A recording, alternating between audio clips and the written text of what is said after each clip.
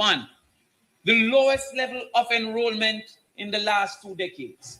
In 2025, enrollment was 32,339 compared to 2023 of 35,768. Of course, one may assume that maybe the birth rate have changed. A quick assessment of a reasonable period for which a 16 or 17-year-old will be doing the exam indicated that only 200 more persons were born in that specific year. So what this is showing is that in 2025, there was less participation of the age cohort in the examination and school process. Secondly, in 2025 was also the lowest in 2 decades sitting, 17,831. I'm going to YouTube. I'm going to TikTok here. Okay. You're live on YouTube. Oh, I'm live. Oh, wow. Mm-hmm. I didn't realize that. Good evening, everybody. Welcome to the Hello Neighbor Show. I hope you're hearing me. Shafreen, you're hearing me. You're on the scene. Good evening, everybody. Welcome. All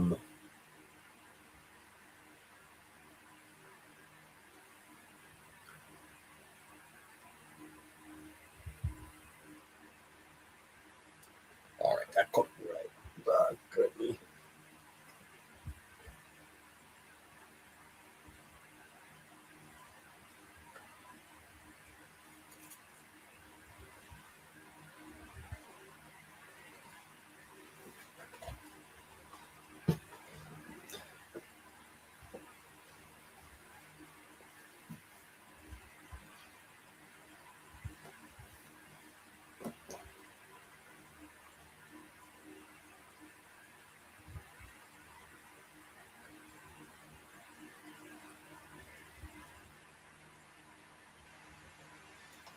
Oh, let me just check this out.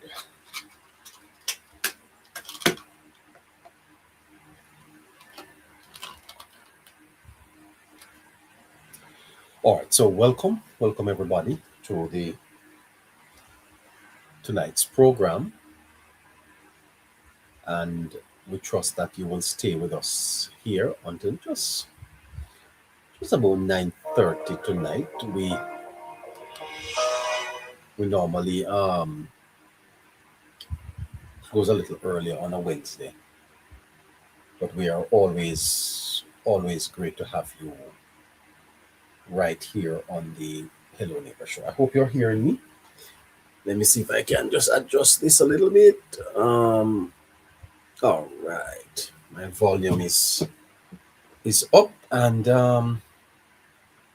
we're ready to get the ball rolling now. Hi, Shafreed, how are you doing? Oh.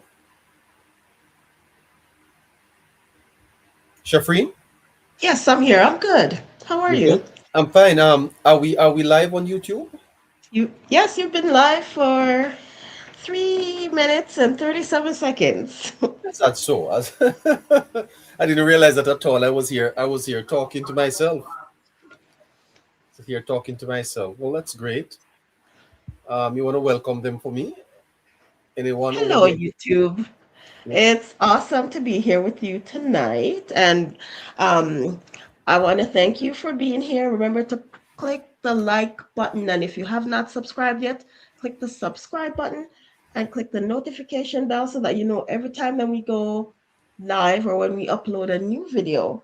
And I want to say, neighbor, you look amazing. And I hope you have a great show tonight. Well, thank you. How is Canada, by the way? Caroline is on TikTok with us. You want to say hi to her? Hi, Caroline. Well, hi, Shafreed. How are you? I'm well, thanks. I'm sorry. Go ahead, Shafreed.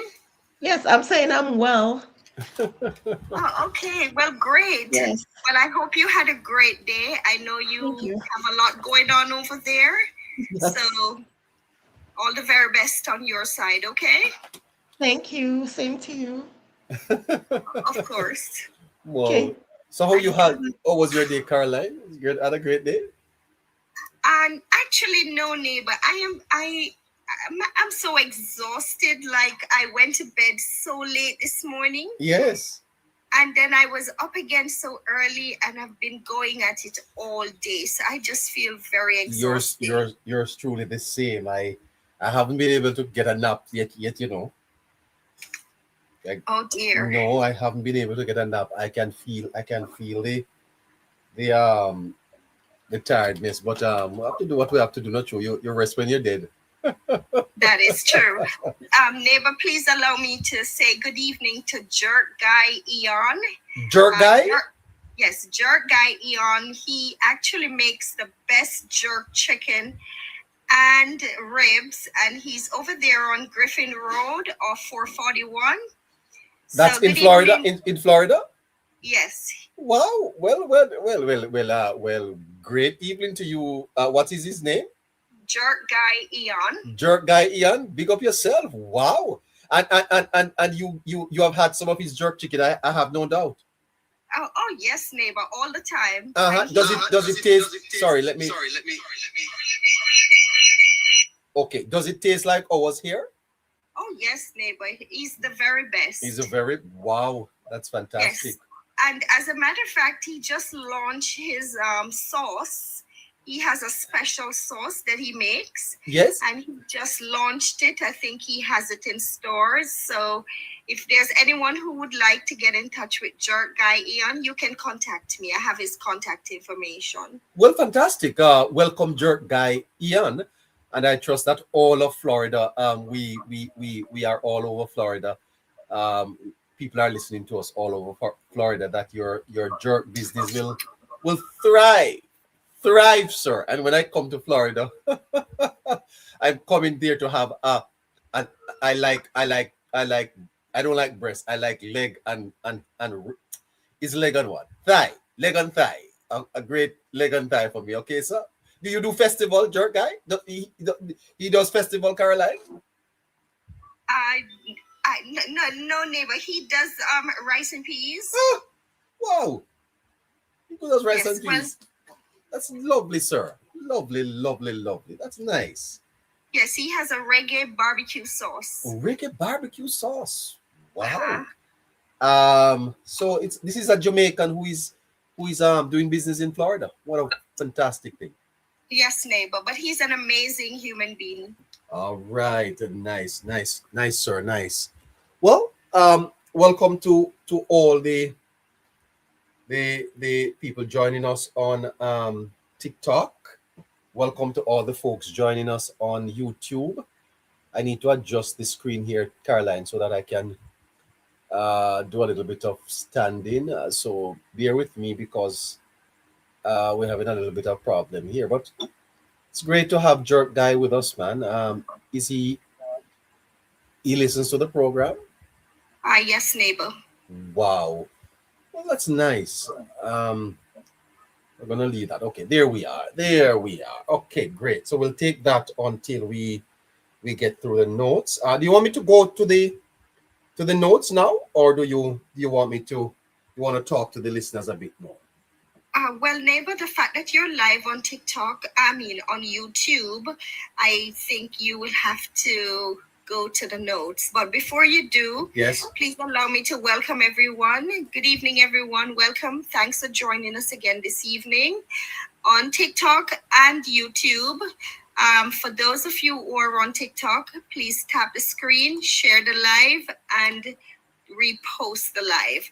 Remember, to repost the live, you got to press that white arrow at the bottom and then that yellow circle that pops up and repost. And for the neighborites, I ask you all to type in the hashtags. Have a great show, neighbor. Well, thank you so much. Welcome again, listeners. There is a lot to cover. There's a lot to cover this evening. I'm not so sure we will have enough time to cover everything, but let's see how far we can go. I want to talk to you about Damian Crawford's craftiness. Yeah, because I think that that Crawford is being crafty with that attempt to sue the government. I want to talk to you about that. And I want to show you that Mr. Crawford craftiness may have ended his political bid to become president of the People's National Party. Mr. Crawford's attempt to sue the government is absurd. It's nonsense. And I'm not a lawyer, but I did a little bit of reading of it today. It's foolishness. And you know, Mr. Crawford is someone that I used to admire. As a matter of fact, Mr. Crawford has appeared on this program twice. And I was prepared to listen to Mr. Crawford. But in recent times, I must tell you, Mr. Crawford is disappointing. And I would encourage Mr. Crawford to withdraw the legal suit, Mr. Crawford. It's not going anywhere. Withdraw it. It makes you look rather silly. Rather silly. So I want to talk to you about that. I also want to talk to you about what happened in Parliament yesterday. As a matter of fact, maybe I should start with that. The whole matter of the maize, since as that is topical on a lot of people's mind. Let's see if we can start there. So welcome to YouTubers, welcome to the TikTokers, and please remember, help us to meet our live goals and support the program as much as you can. So when Angela Brown-Burke was suspended from Parliament for touching the maize and defying the Speaker, something else was thrown out with her. And that something is moral leadership. You see, the opposition leader's refusal to correct his member of Parliament and the collective defense of law-breaking in the lawmaking chamber represents a suspension of the ethical contract between Parliament and the people. Because if lawmakers become lawbreakers, if the alternative prime minister is complicit in contempt of the chair, then Parliament ceases to be the temple of order and it becomes the theater of anarchy. That is not just unparliamentary, you know. It is anti-philosophical. And it's a betrayal of the example a nation's leader owes to its citizens. It looks worse on Mr. Golding than on Miss Brown-Burke herself. I want you to understand that. Yesterday, Angela Brown-Burke was thrown out of Parliament. She touched the mace, the symbol of the Speaker's authority. And when named, she refused to leave. Let's be honest. Two things were thrown out of the Parliament yesterday. One was a member of Parliament. The other was moral leadership. Moral leadership was thrown out of Parliament yesterday. And the man who threw it out wasn't the sergeant at arms or the corporal. It was the leader. It was thrown out by a man who is aspiring to lead Jamaica.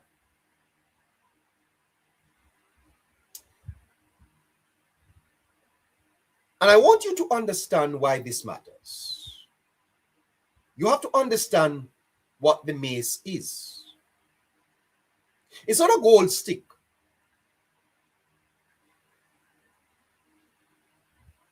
It represents order. It represents order. The mace means that the speaker is present. The speaker means the rules are present. The rules mean the people are present.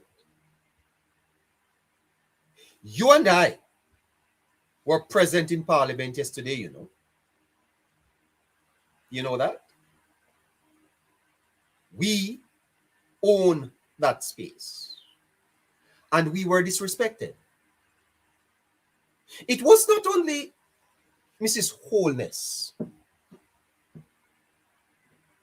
that was disrespected. It was you. It was me. And are you going to sit there and accept that? Are you going to sit there and accept this type of disrespect to your house?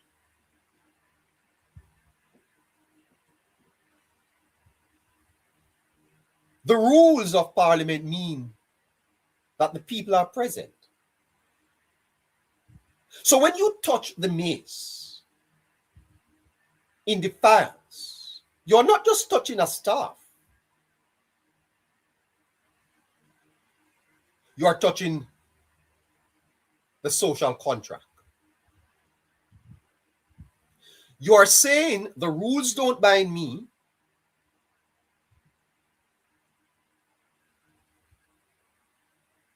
And that is the philosophy of anarchy.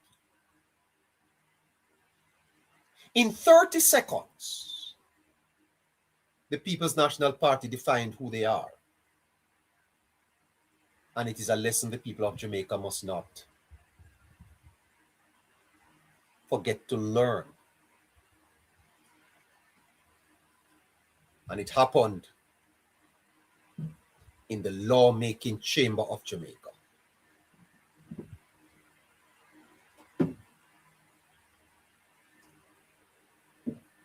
You know,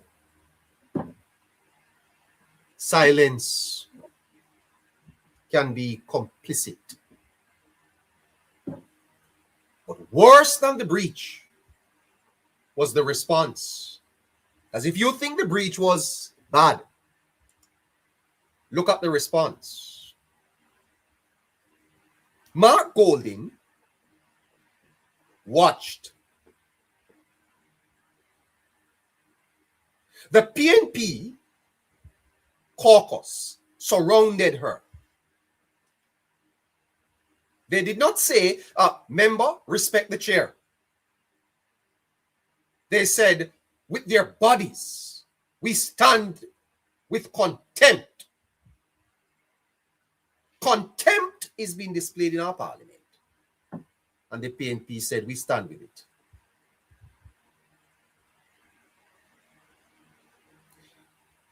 It's called the ethics of example. The ethics of example. A leader is not what he says. A leader is what he tolerates.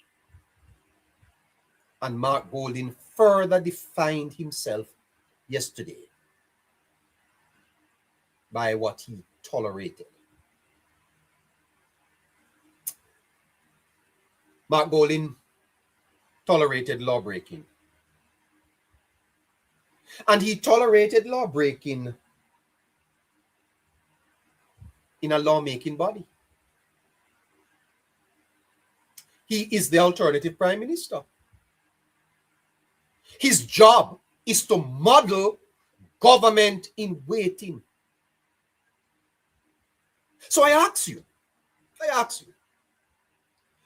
if the man who wants to run Jamaica cannot run his caucus, you know what the Bible says?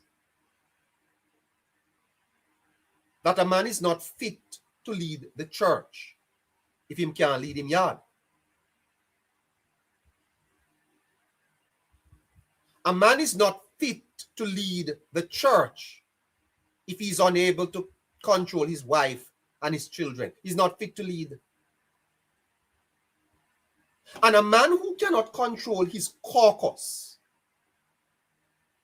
if he cannot tell his own MP, sit down or listen to the speaker, when the speaker says sit down, what is he telling Jamaica?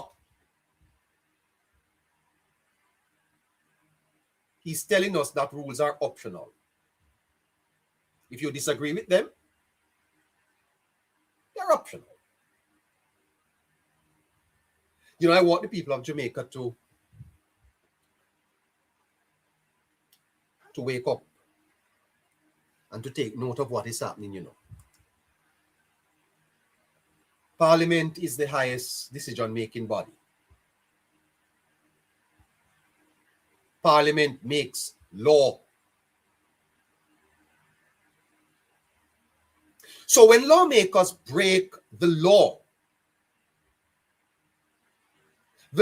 of Parliament, they are teaching the nation a new philosophy. Something happened in Jamaica yesterday that must never be unremembered, if I may coin a word. Something happened in the Parliament yesterday that we must never forget. Lawmakers are not to break the law of Parliament. When you do that, you are teaching the taxi man that the road code is a suggestion. Is the road code a suggestion?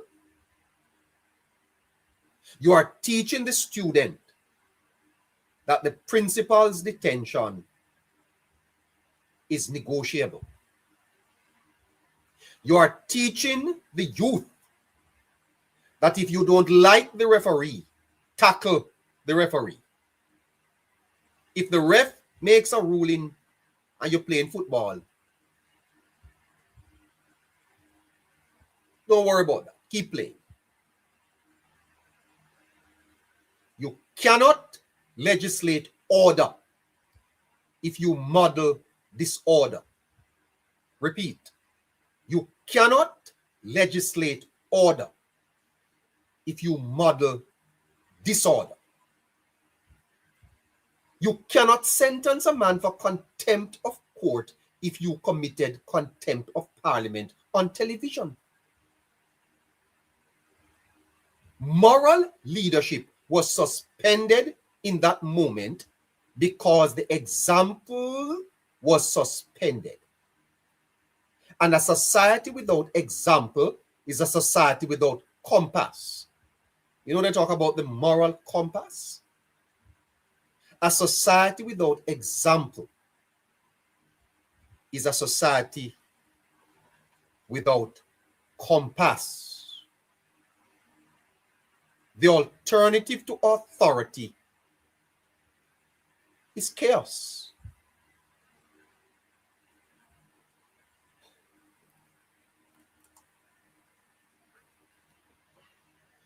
You know, earlier this morning,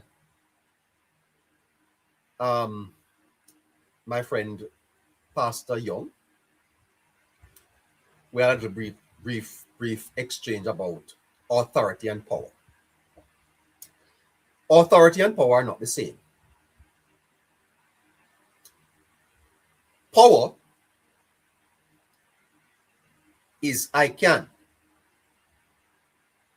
Authority is I may. When you speak of power, it's to do. when you speak of authority, is I may. So if you're driving down the road and the police puts up their hand to stop you, the police don't have no power to stop you. What the police possess is authority, not power. Because if you decide that you ain't going to stop, yes, you're going to be breaking the law, but you hit that gas pedal, you ain't have no power to stop you. You know, when I hear them talk about absolute power, rubbish. Anyway, the speaker had authority. Brownberg had no power to overrule it. Golding had the authority to correct her. He chose not to use it.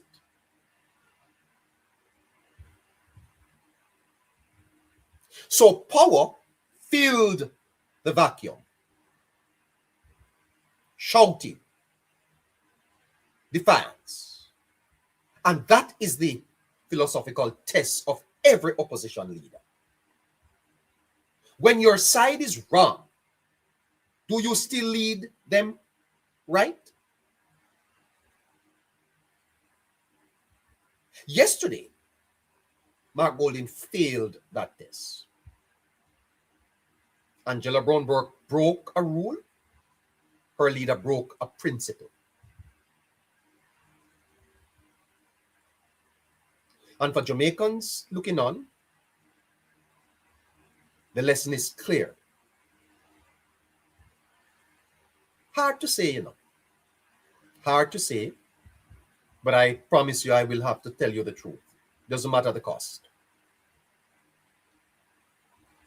It doesn't matter the cost. You can't trust a party you can't trust a party to uphold the Constitution if it won't uphold the standing orders. I want to say that. You can't trust a party to uphold the Constitution if they fail to uphold the standing orders.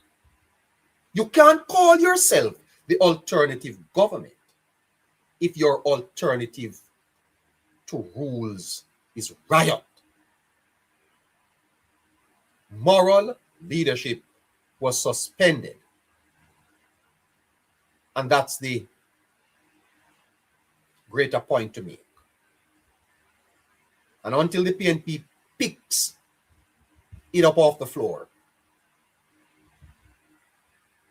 they should stay suspended from office. The PNP ought not to be allowed to lead this country if they do not pick up moral leadership off the floor. They wiped the floor when it comes on to moral leadership yesterday. Asking everyone to please repost the live, tap and share, please. I can deepen this for you, you know. I can deepen it in what is called Plato's cave. The PNP were in a cave yesterday. They saw the shadow of the maze and thought it was just a stick. They forget the light source is the law. And when leaders mistake symbols for props, the people stay in darkness. When leaders mistake symbols for props, the people stay in darkness. That's Plato's cave. Or I could tell you about Kant's categorical imperative. According to that maxim, whereby you can at the same time will that it should become a universal law. So Mark Golding, do you will that every Jamaican, when told to stop, by a cop, grab this cop's badge? Is that what we should do? When we are told by the policeman to stop, grab the cop's badge? If not, then you can't will that your MP grab the mace. I could even tell you about Locke's social contract. That government exists because we trade some of our freedoms for order. That's what it is about. Parliament is where the trade is signed. And when MPs defy the Speaker, they're tearing up the social contract. It's a rip. It has no sense. Don't make no sense. Tear it up. No use. And a country without a social contract is just 2.8 million people with opinions and no referee. Think about a football match without no referee. Think about a cricket match without no umpire. Think about a classroom without a teacher and a school without a principal. That's what the social contract is about. She touched the mace, he touched his moral authority goodbye, unfit to lead. He's worse than Angela. I know the comrades, they like that, but it's true. She touched the mace, he touched his moral authority. Goodbye. The mace means order. The PNP made it optional. Order is optional. You can't be the alternative prime minister if your alternative to rules is anarchy. Brown Burke was escorted out. No, she was not. Her parliamentary colleagues accompanied her out. Moral leadership walked out of its own.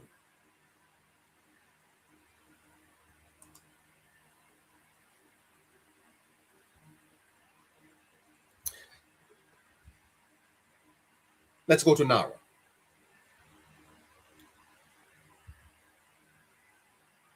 (27 minutes to 8 o'clock).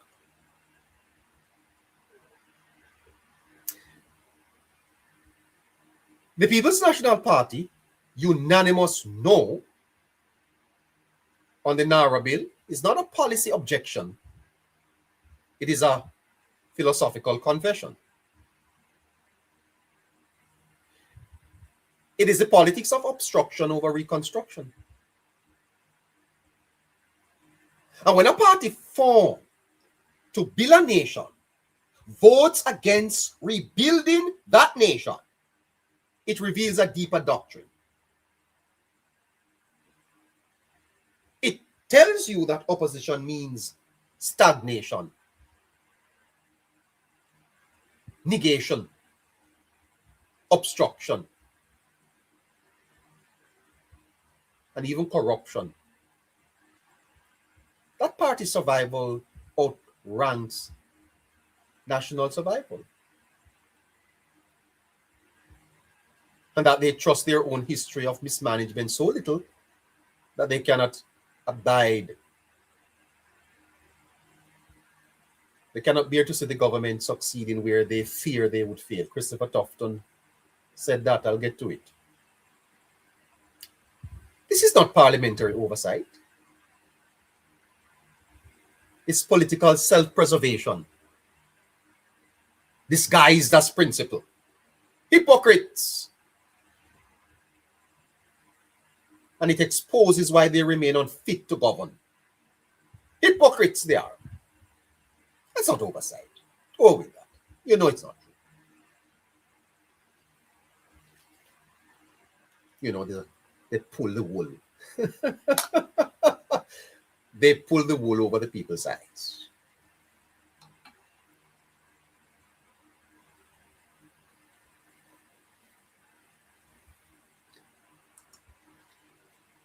I'm going to tell you why the PNP voted no.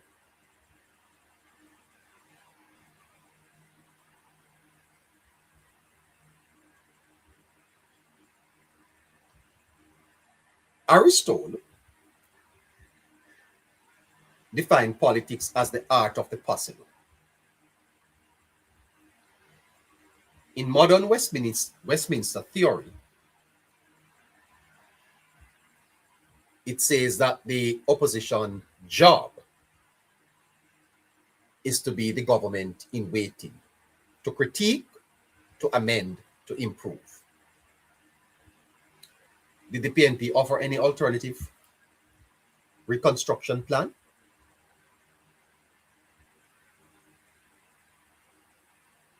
Did they offer any? Where is the PNP's reconstruction plan? Where they?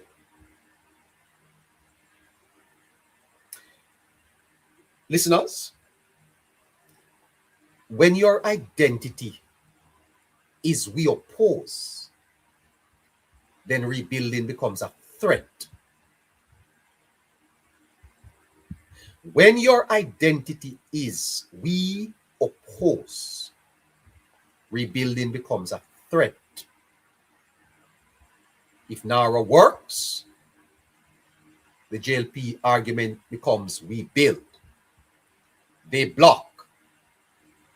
So the PNP choose to block to preserve the only role they have left. Blockers. The PNP's platform isn't build back better. It is make sure nobody builds back at all. They're right. They really are a pathetic set, because I could, I tell you the truth. It's amazing. John Locke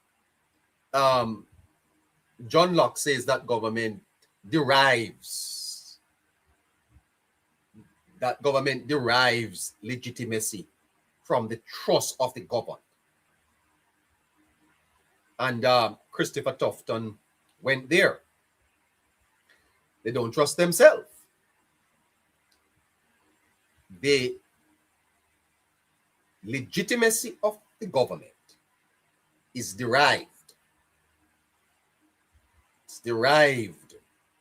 The trust of the governed. So the governed are the people. But what if the party itself doesn't trust its own record? The PNP don't trust themselves. And they have good reason not to. Look at the history. 40,000 businesses gone under FINSA. Traffic Guru. The Cuban light bulb scandal.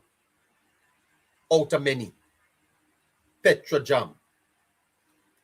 Somebody sent me a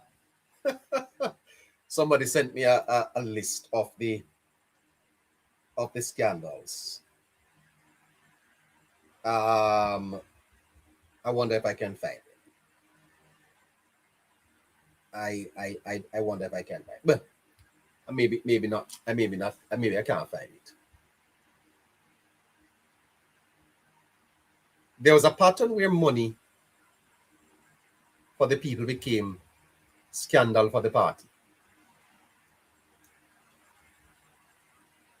The NARA problem is a 6.7 billion United States dollar visible construction. The PNP looks at it and sees not opportunity, but indictment. And their unspoken logic. If we had 6.7 billion, you'd be right to investigate us. You see that? If we had 6.7 billion, you would be investigating us. You'd be right to investigate us. So we must investigate them.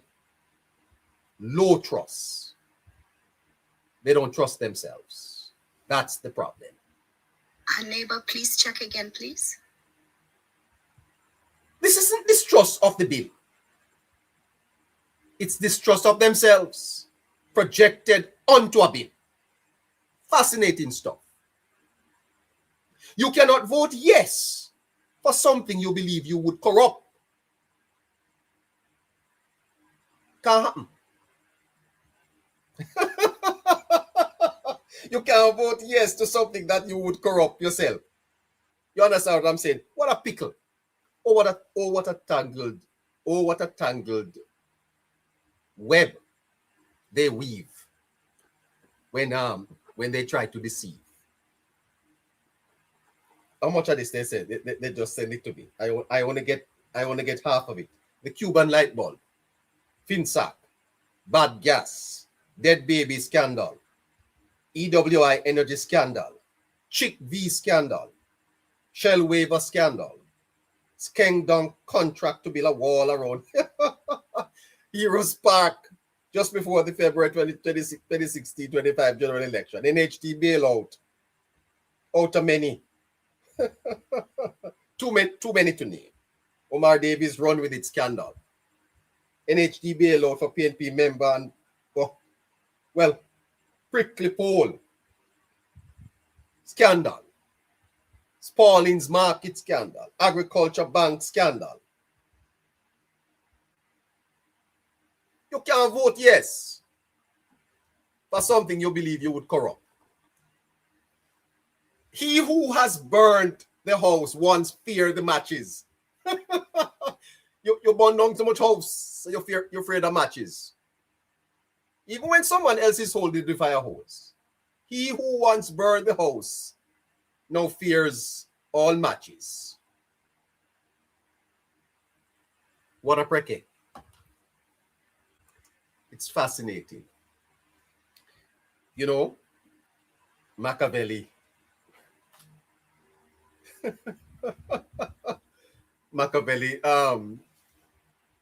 wrote that a prince must avoid being hated, but above all must avoid being outperformed. If you read the 48 laws of power, I don't agree with it, but it applies here. Kind of a Machiavellian philosophy. You see, there's an electoral map. Because NARA isn't just about concrete, you know. NARA is advertisement. Every school open in St. Thomas is a JLP billboard, then just a Walker cut ribbon.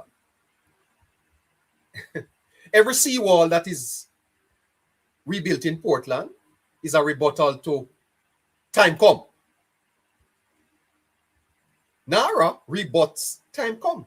The PNP is without a message. They're in a mess. They really are searching for, but I could help them if they just listen to this program. Yes? I could help them. Look at Mr. Crawford. I get into him. I get into poor Damien Crawford. If they vote yes, they co-own the success. If it works, voters say, good, both parties build. But if they vote no, they pray that it fails or claim, we told you so. Better to be the prophet of disaster than the witness to recovery. And this is politics. It's a zero-sum war. Your opponents win is your loss. Even if the nation wins. So you obstruct the nation to prevent the loss. The PNP looked at hurricane victims getting houses and thought, but what do we get? That's not opposition. That's opposition to the people.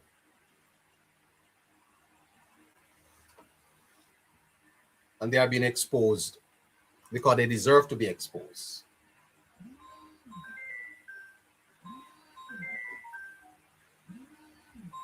They deserve to be exposed.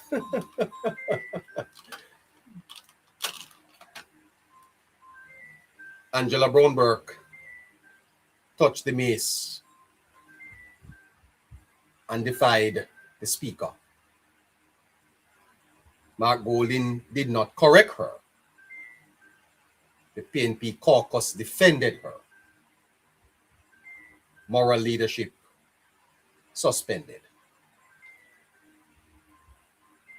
That same caucus voted no on reconstruction.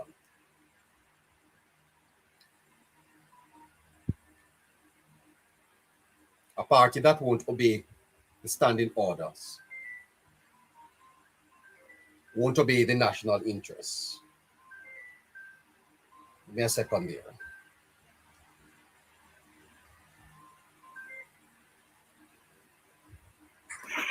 Everyone, please tap the screen and share the live, and remember to repost the live as you join. Thanks much.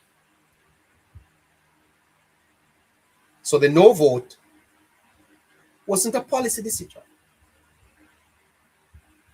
It was the moral decision of a caucus that already decided rules are optional and reconstruction is just another rule they opted out of. You can't rebuild a country with people who won't obey the gavel.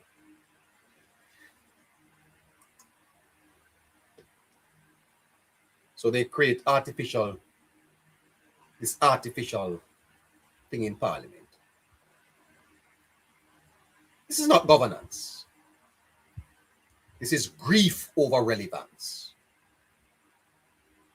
And a grieving party. That is what is happening to the PNP. They are grieving. A grieving party cannot govern. You know as well as I do that if you lose a relationship, you don't get into another one before you heal. Because hurting people hurt people. The PNP is hurting. The People's National Party need therapy. Mark Golding need therapy. Dayton Campbell, you need therapy. Nikisha Burchell, therapy. Dr. Dawes, you're a doctor, you need therapy. All of them over there, they're hurting.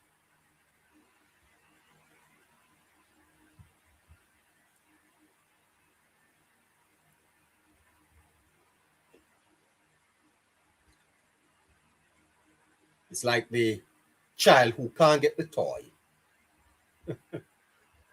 So no one can. You ever have them bad picnic? And if they can't get the toy, then they mash you up. That is the opposition People's National Party. This is not governance. This is grief over relevance. Pity the PNP. They're hurting. Pity them. I got a pastor to pray for them. Prayer. I want you to bow your heads at this time.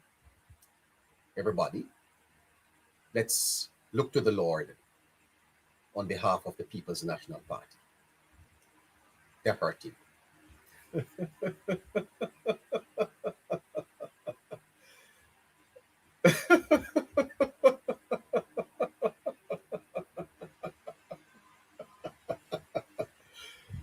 Let's look to the Lord for them. They are really grieving.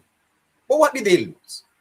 What did they lose? They lost the 2025 election and they haven't recovered. A grieving party cannot govern.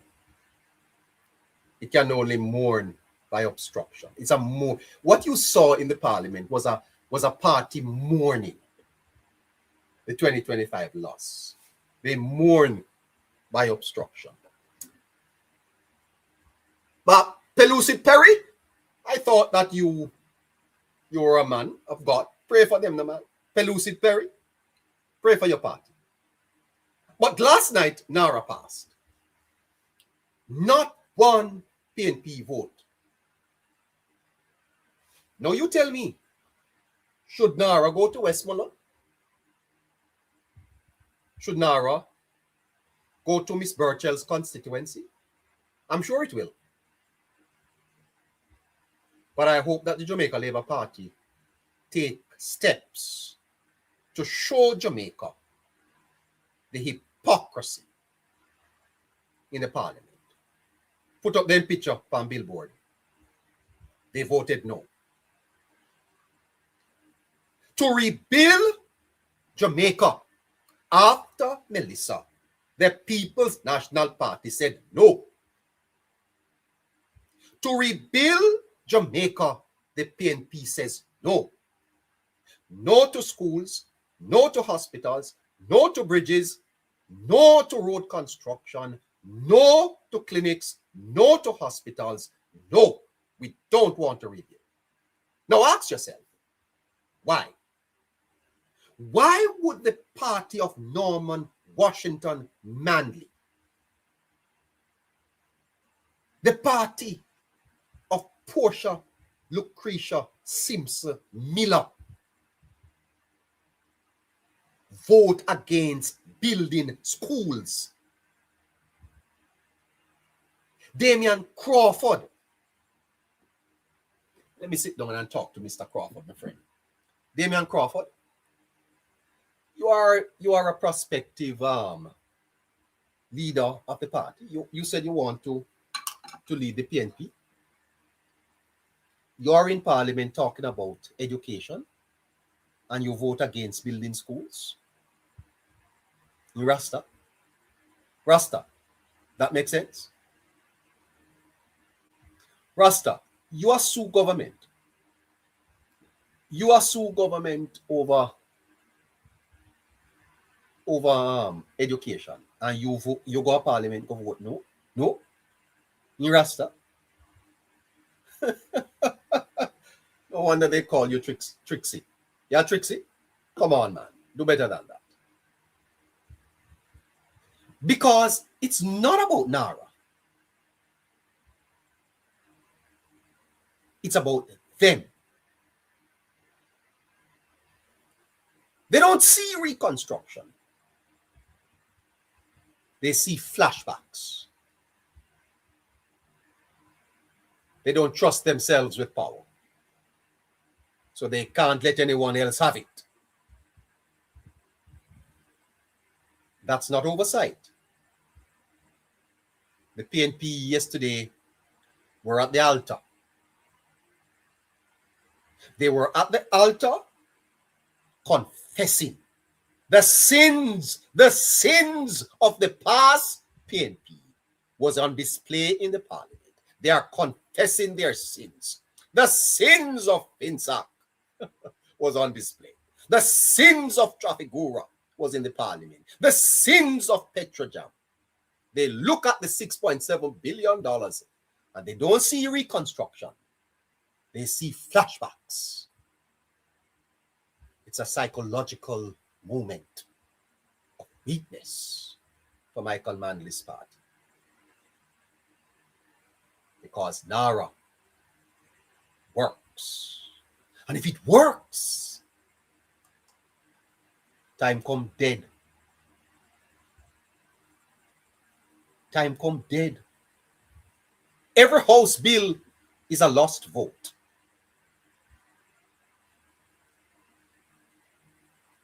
So their maths is simple.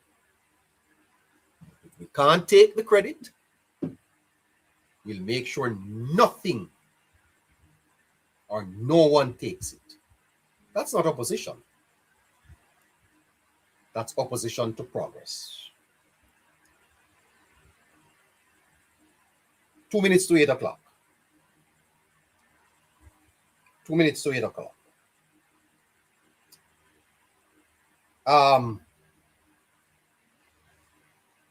But I have a little bit more to go. It reveals something as I bring this to a close, because a government in waiting waits to build. A government in waiting waits to build. A party in denial waits or votes to block. Let's do that again. A government in waiting waits to build. A party in denial votes to block. The PNP is in denial. Yesterday, they defied the speaker. Today, they defy reconstruction. Tomorrow, they'll ask for your vote. But how can you give power to a party that is afraid of power? How you give power to a man who is afraid of power? How can you trust a party to run the country if they won't even run their own caucus by the rules? The PNP didn't vote against the bill. They voted against their own pass.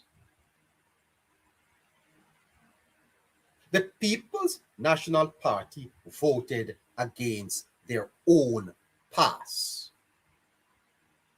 And they took Jamaica's future down with it.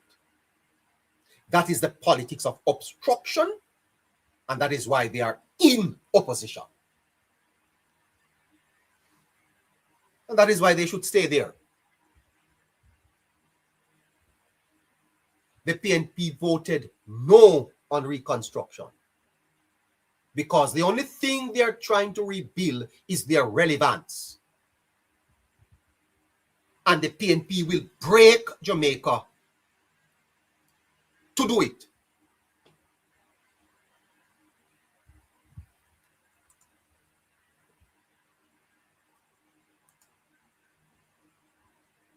Let's get to Mr. Crawford, and then we're going to close. Mr. Crawford, if you're listening and you want to join, I'd love to have you.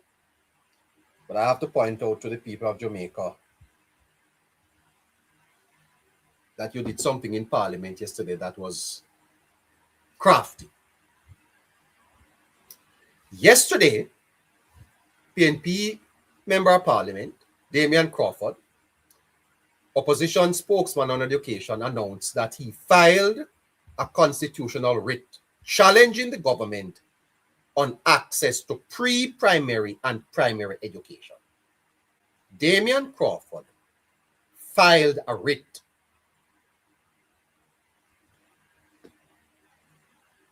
The claim that Mr. Crawford is making is that the government, listen carefully, is breaching Section 13 of the Constitution. Quote, unquote, the right to publicly funded tuition in a public educational institution at the pre-primary and primary levels. Pre-primary is before primary, basic schools. Because some parents are still asked to pay auxiliary fees or contributions. Crawford filed that writ against the government.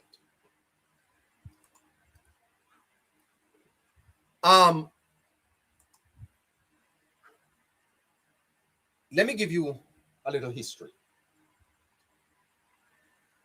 Since 2007, when Mr. Bruce Golding won the elections after 18,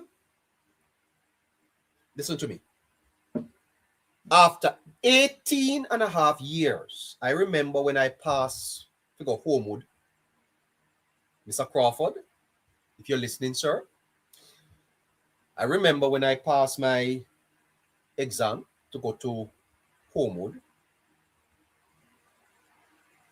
my mother, God bless her, had to pay school fee. And if I couldn't pay the school fee, I couldn't go to school. My moderator tells me that I'm a little emotional sometimes, and this kind of want me to, I might get a little teary-eyed, but bear with me. Because You know, I don't like the hypocrites them.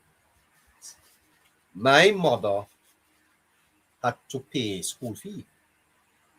And if the fees were not paid, you never had a place in school. Never had a place. The Jamaica Labour Party campaigned for the 2007 elections that they were going to remove school fees and hospital fees from, listen to me tonight. Listen to me. The PNP, they are lying. They are lying to the people of Jamaica. They are not speaking the truth. This nonsense that Mr. Man filed in a court. And I don't think people understand that the government will have to find money to go defend it, you know. Wasting taxpayers' money to go and defend this piece of rubbish filed by Mr. Crawford. It is a most absurd act by him.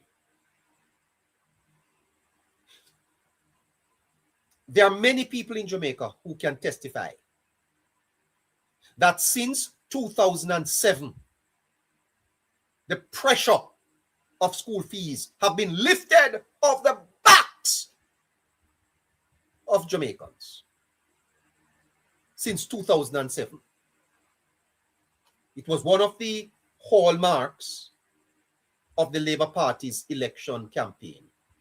The removal of school fees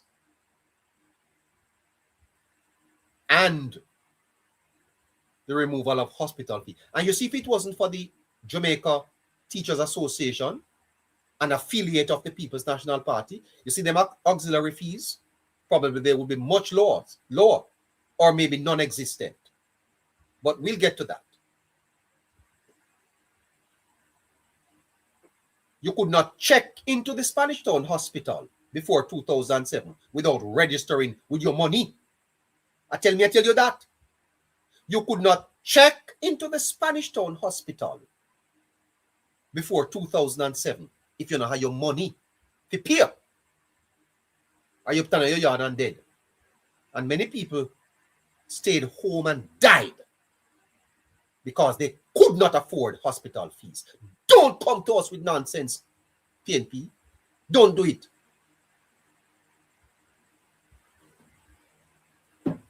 Since 2007, Jamaica has had tuition-free education.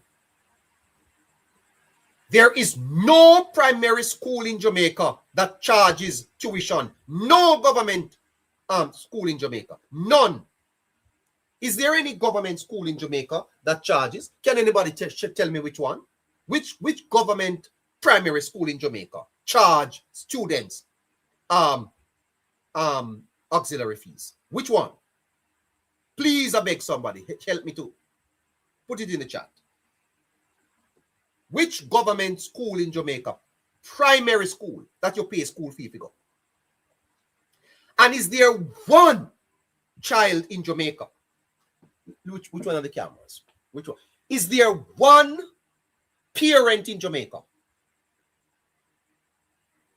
that your child cannot get into a primary school? Is there anyone?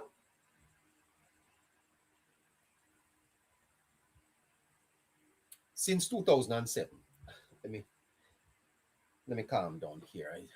I don't want to get too emotional here. Let me calm down. Moderator, make an announcement. I have to take a little break here. Coming right. Our listeners, could you please tap the screen and share the live, please? And also remember to repost the live by pressing that white arrow, then that yellow circle. Okay, please bear with us. Yeah, I'm back. Since 2007, Jamaica has had tuition-free education at primary and secondary levels. You don't pay tuition to attend school in Jamaica. You don't.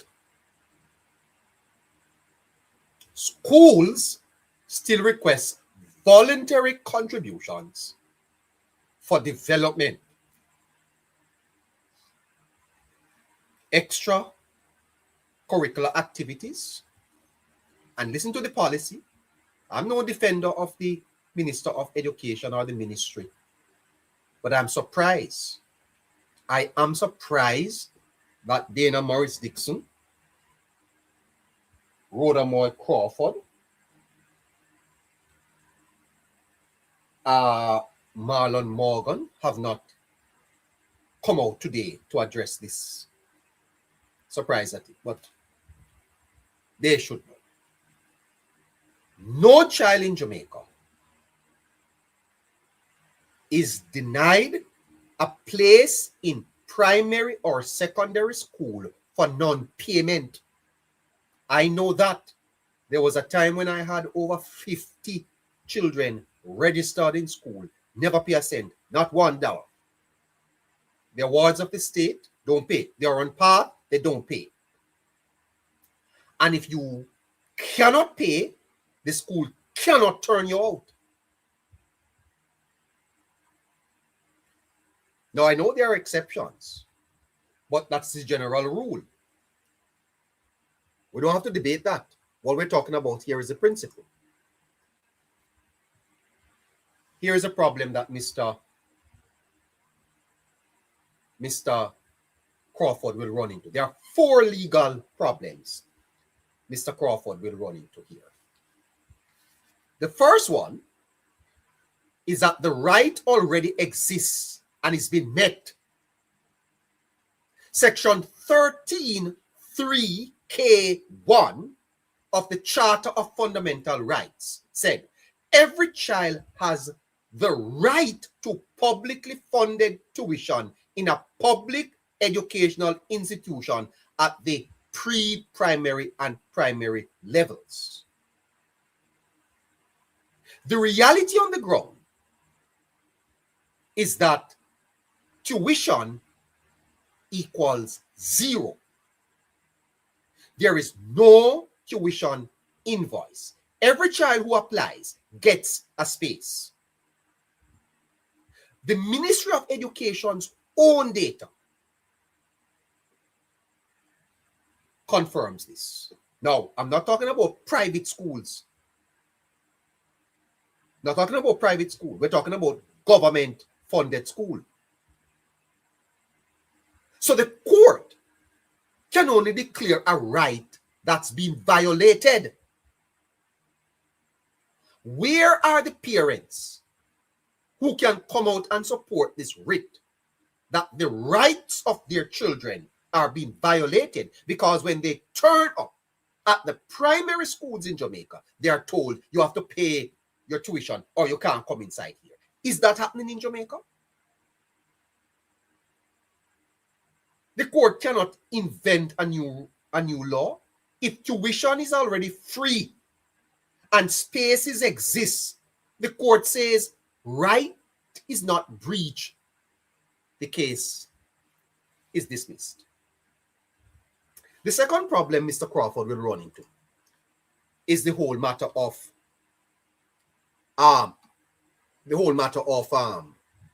auxiliary fees.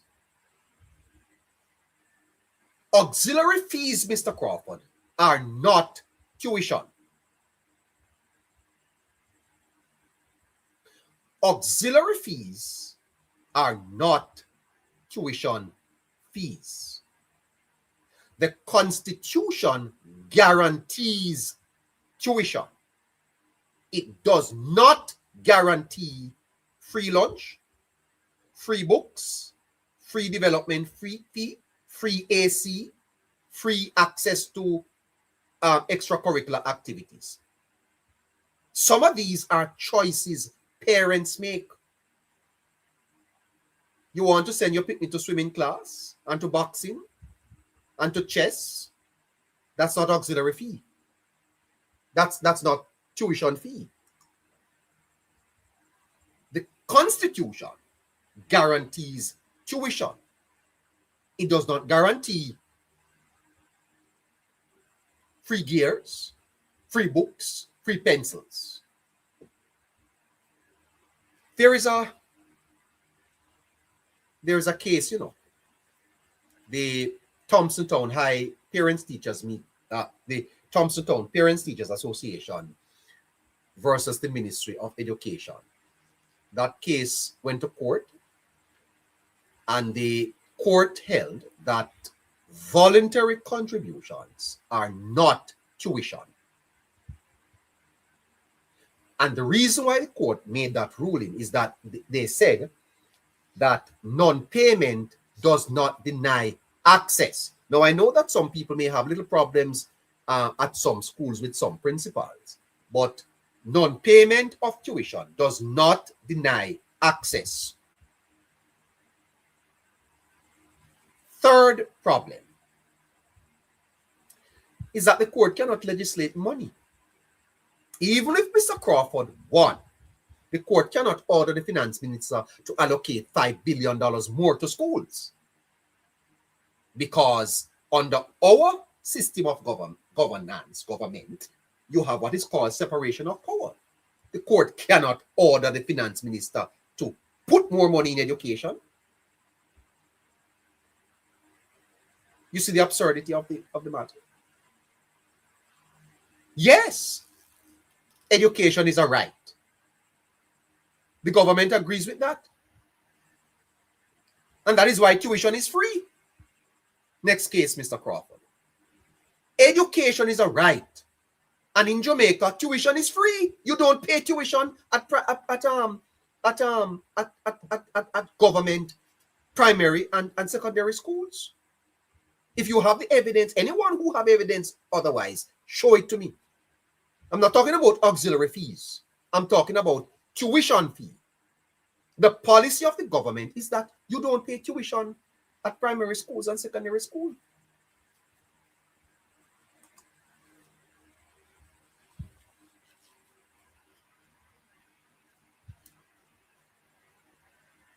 But I make this point as I land. In the 1990s, you see, 40% of the Jamaican economy was destroyed by FinSAC. Jamaica's GDP, 40%. Jamaica entered into IMF agreements between 2010 2016. And those agreements required austerity. The current government got a debt of about 147% of GDP. And what that means is that the total economic output of the country is not sufficient to pay the debt. In other words, the debt is larger than the value of the economy. The government, Andrew Holness, they have brought that down to under 70%. That is why tuition, free education, and free health now exists. Because the PNP couldn't do it with a debt of 147% of GDP. So Crawford Ritz says, your success at cleaning up our mess isn't successful enough.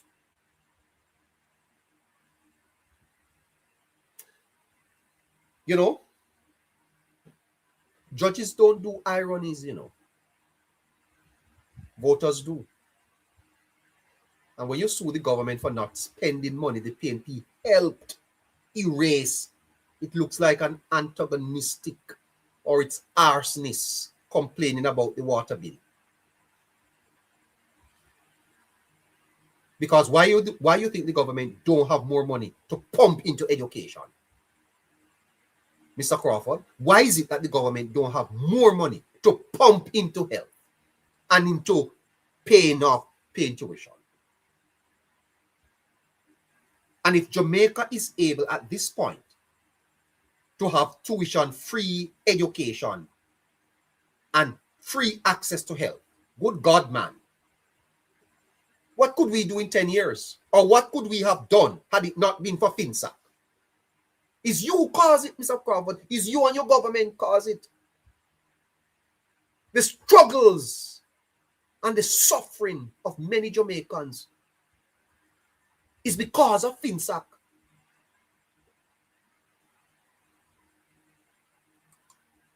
So that's not what Mr. Crawford is trying to achieve.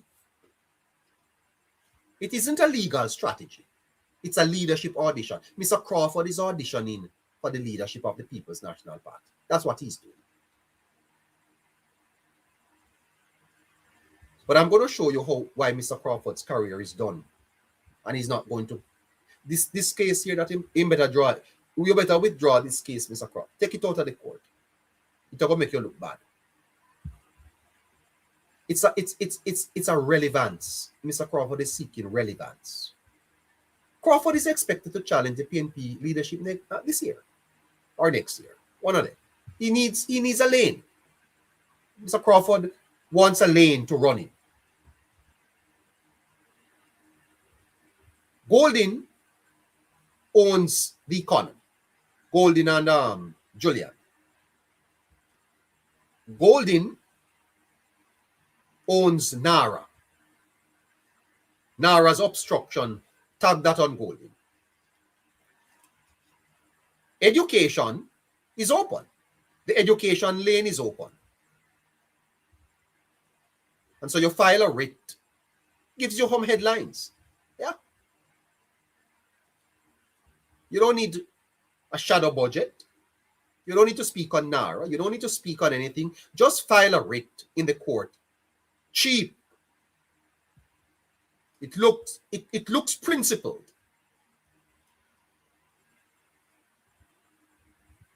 So Crawford, you vote no to build schools, but you're building lawsuit. You can't build a school in your constituency. You road them up the bad subtle.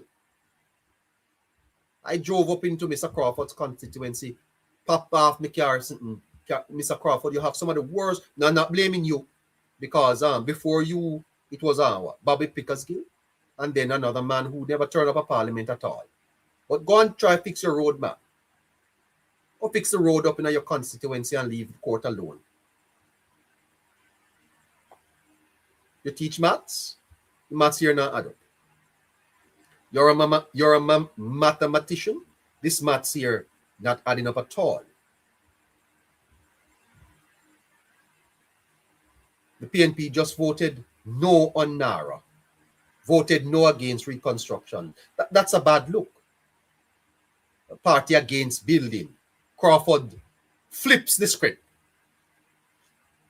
He says, we're the party of children. Sue for education today, so voters forget you blocked reconstruction yesterday. Is this a strategy, Mr. Crawford? Is this a strategy to take the people's mind off the vote? Is this what the PNP wants the people to talk about?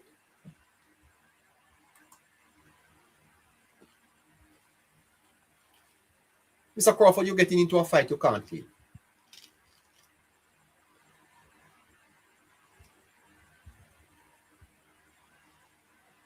But you'll get 6 months.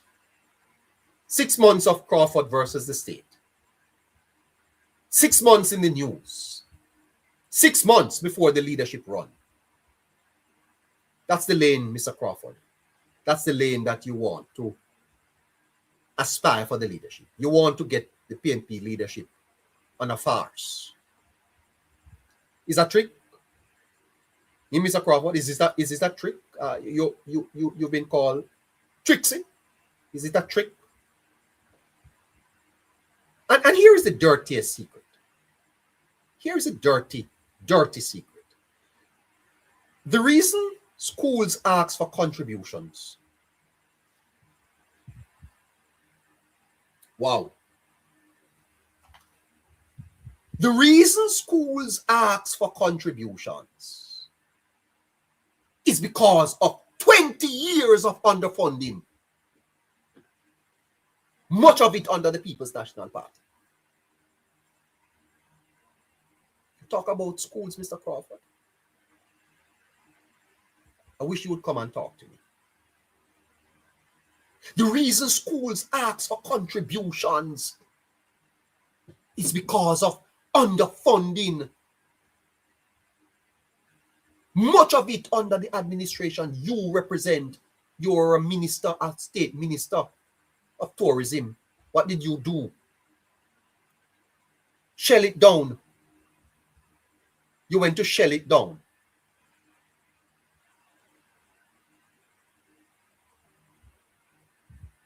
By suing this government, you are trying to reframe history. What you are trying to do, Mr. Crawford, is to suggest that the problem isn't 18 years of us.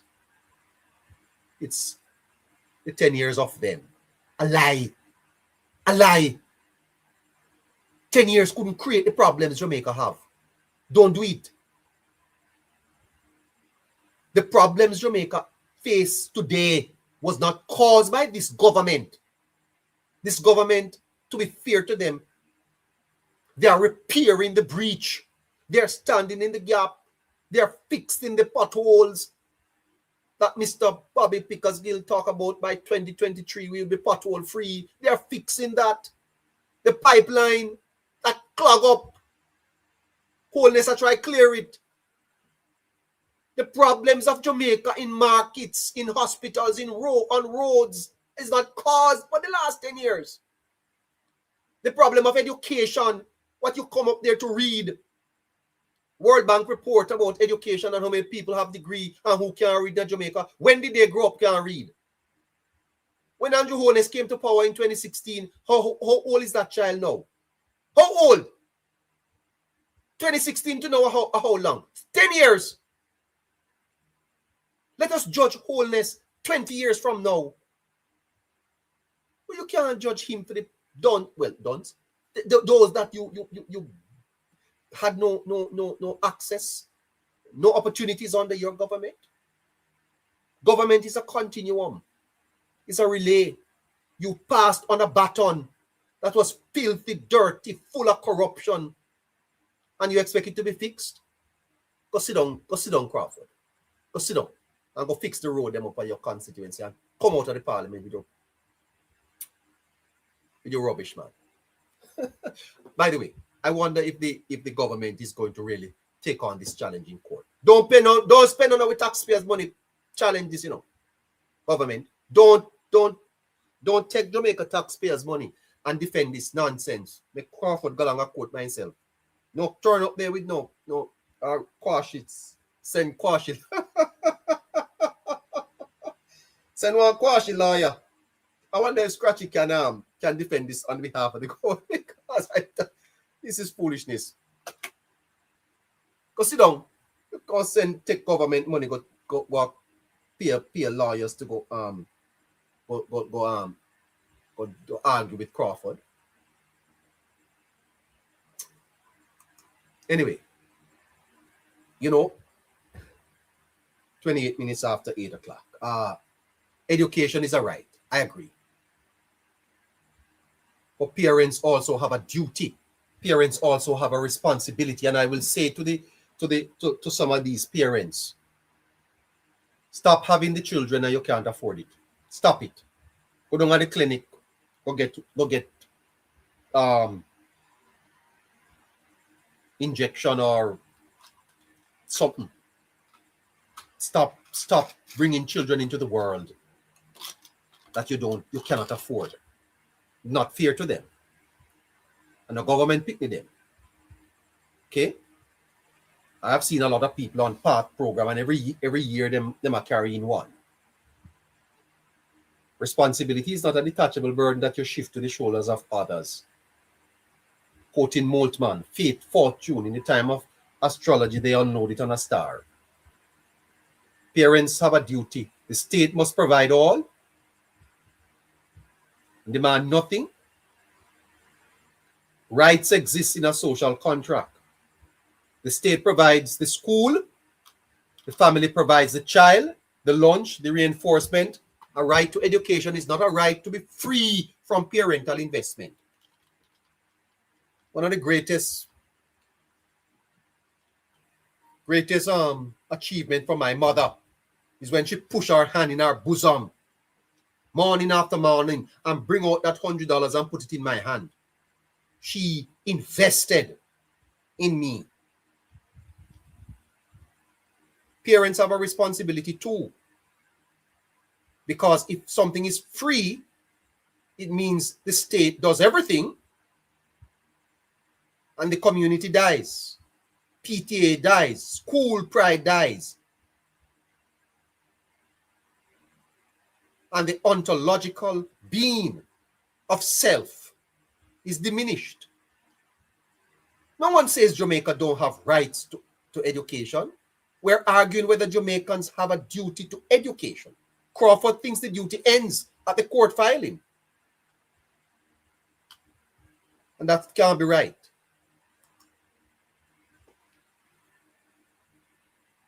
Fact of the matter, is that Mr. Crawford's constitutional writ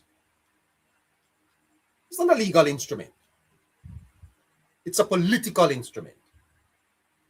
And Mr. Crawford knows that. It seeks to manufacture relevance ahead of his leadership bid. Mr. Crawford is suing a right that already exists to distract from a party that just voted against Reconstruction. That's how I see it. Trying to rewrite history of why school need money in the first place. The court cannot give him what he wants because what he wants already exists.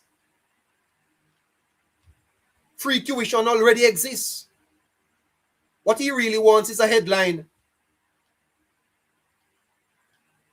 And what Jamaica will get is another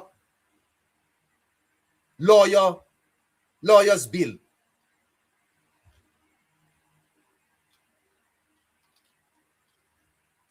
Because if every child has a space and tuition is free, what right is Mr. Crawford defending? The right to free crayons? His crayons, they must get free, Crawford. What rights are you defending? Talk to. Free crayons?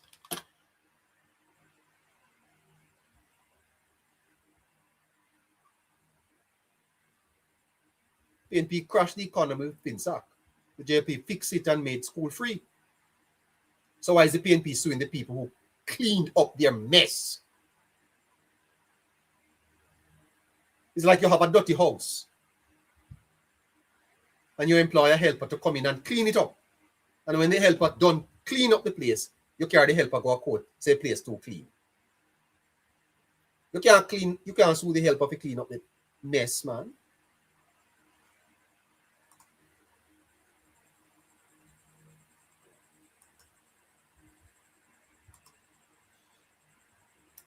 Mr. Crawford is trying to litigate his way to leadership. Scratchy on there, moderator. You can't sue your way, Mr. Crawford, to leadership.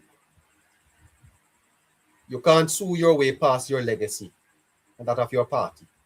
You can't claim to fight for children in court when you voted against building their classrooms in Parliament. You, Mr. Crawford, voted against fixing the schools, but you're suing for children. You don't care about children. You care about any picnic. You don't care about picnic. If you had cared about children, you'd have voted yes. Yes. That's not advocacy. That's absurdity. Crawford, you're being absurd. And Jamaica deserves better than a writ. What Jamaica needs is work, not writ. Away with your writ.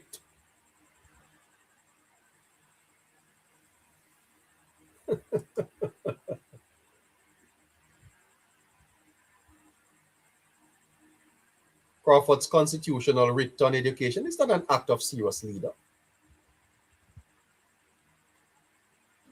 It's an act of a man campaigning to be taken seriously. I thought that I want to take Mr. Crawford seriously. I really do. And I did one time. You know, I listened to a speech Mr. Crawford did on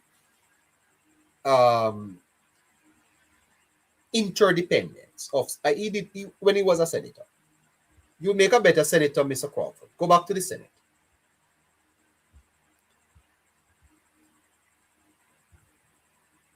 It's the act of a man that is campaigning to be taken seriously by suing the government for a right that already exists, while his party votes against rebuilding the schools those children will attend.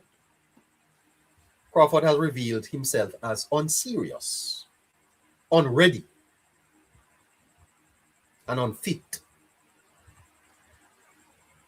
For those who hope he could challenge for PNP leadership, this filing isn't a launch. It's a concession speech. You're conceding defeat, Mr. Crawford. But nobody takes a man seriously when he takes the country to court over a problem he helped to create. Okay, you take a man serious when the man is suing over a problem he has helped to create. Mr. Crawford filed a writ to guarantee the right to education. Bold move! Next week, he'll sue Gravity for making apples fall. Hey, Mr. Crawford, you're going to sue for who you're going to sue? You're going to sue Gravity for making apple fall?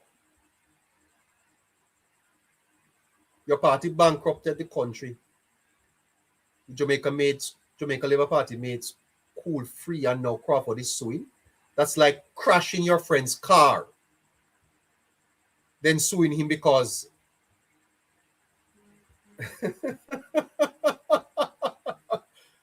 you crash the man's car and then you can't go to court. And you want to be the leader of the PNP. But right now you're just the leader of people who file pointless lawsuits.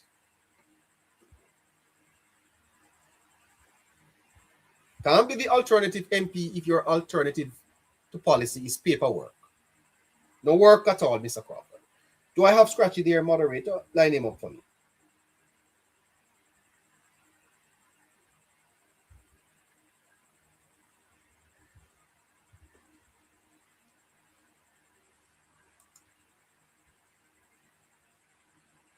The bottom line is that leaders build schools, unserious leaders build ours.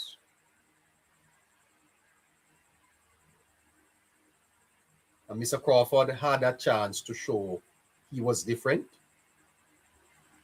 Instead, he showed he's the same, just louder. And for anyone who thought he could lead the PNP, his writ is a receipt. Because leadership bids don't survive this kind of disappointment. Because Jamaica is tired of politicians who take us to court when they should be taking us forward.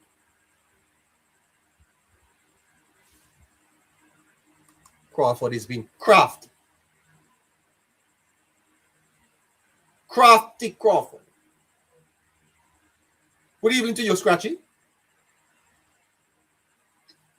Blessed night, neighbor. Caroline, Sheffrey, and Ari over there on the YouTube and all the viewers and everyone. Blessed night, everyone. What's up? How are you doing? I'm okay, neighbor. Yeah. I don't know if you've been listening where you want to start, Scratch. 22 no, minutes. I just kind of chip in and I listen, but I'm here. Yes. Anything that's too early.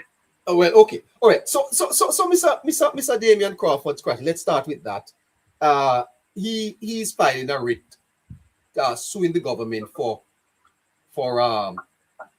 suggesting that students have to be paying tuition in Jamaica.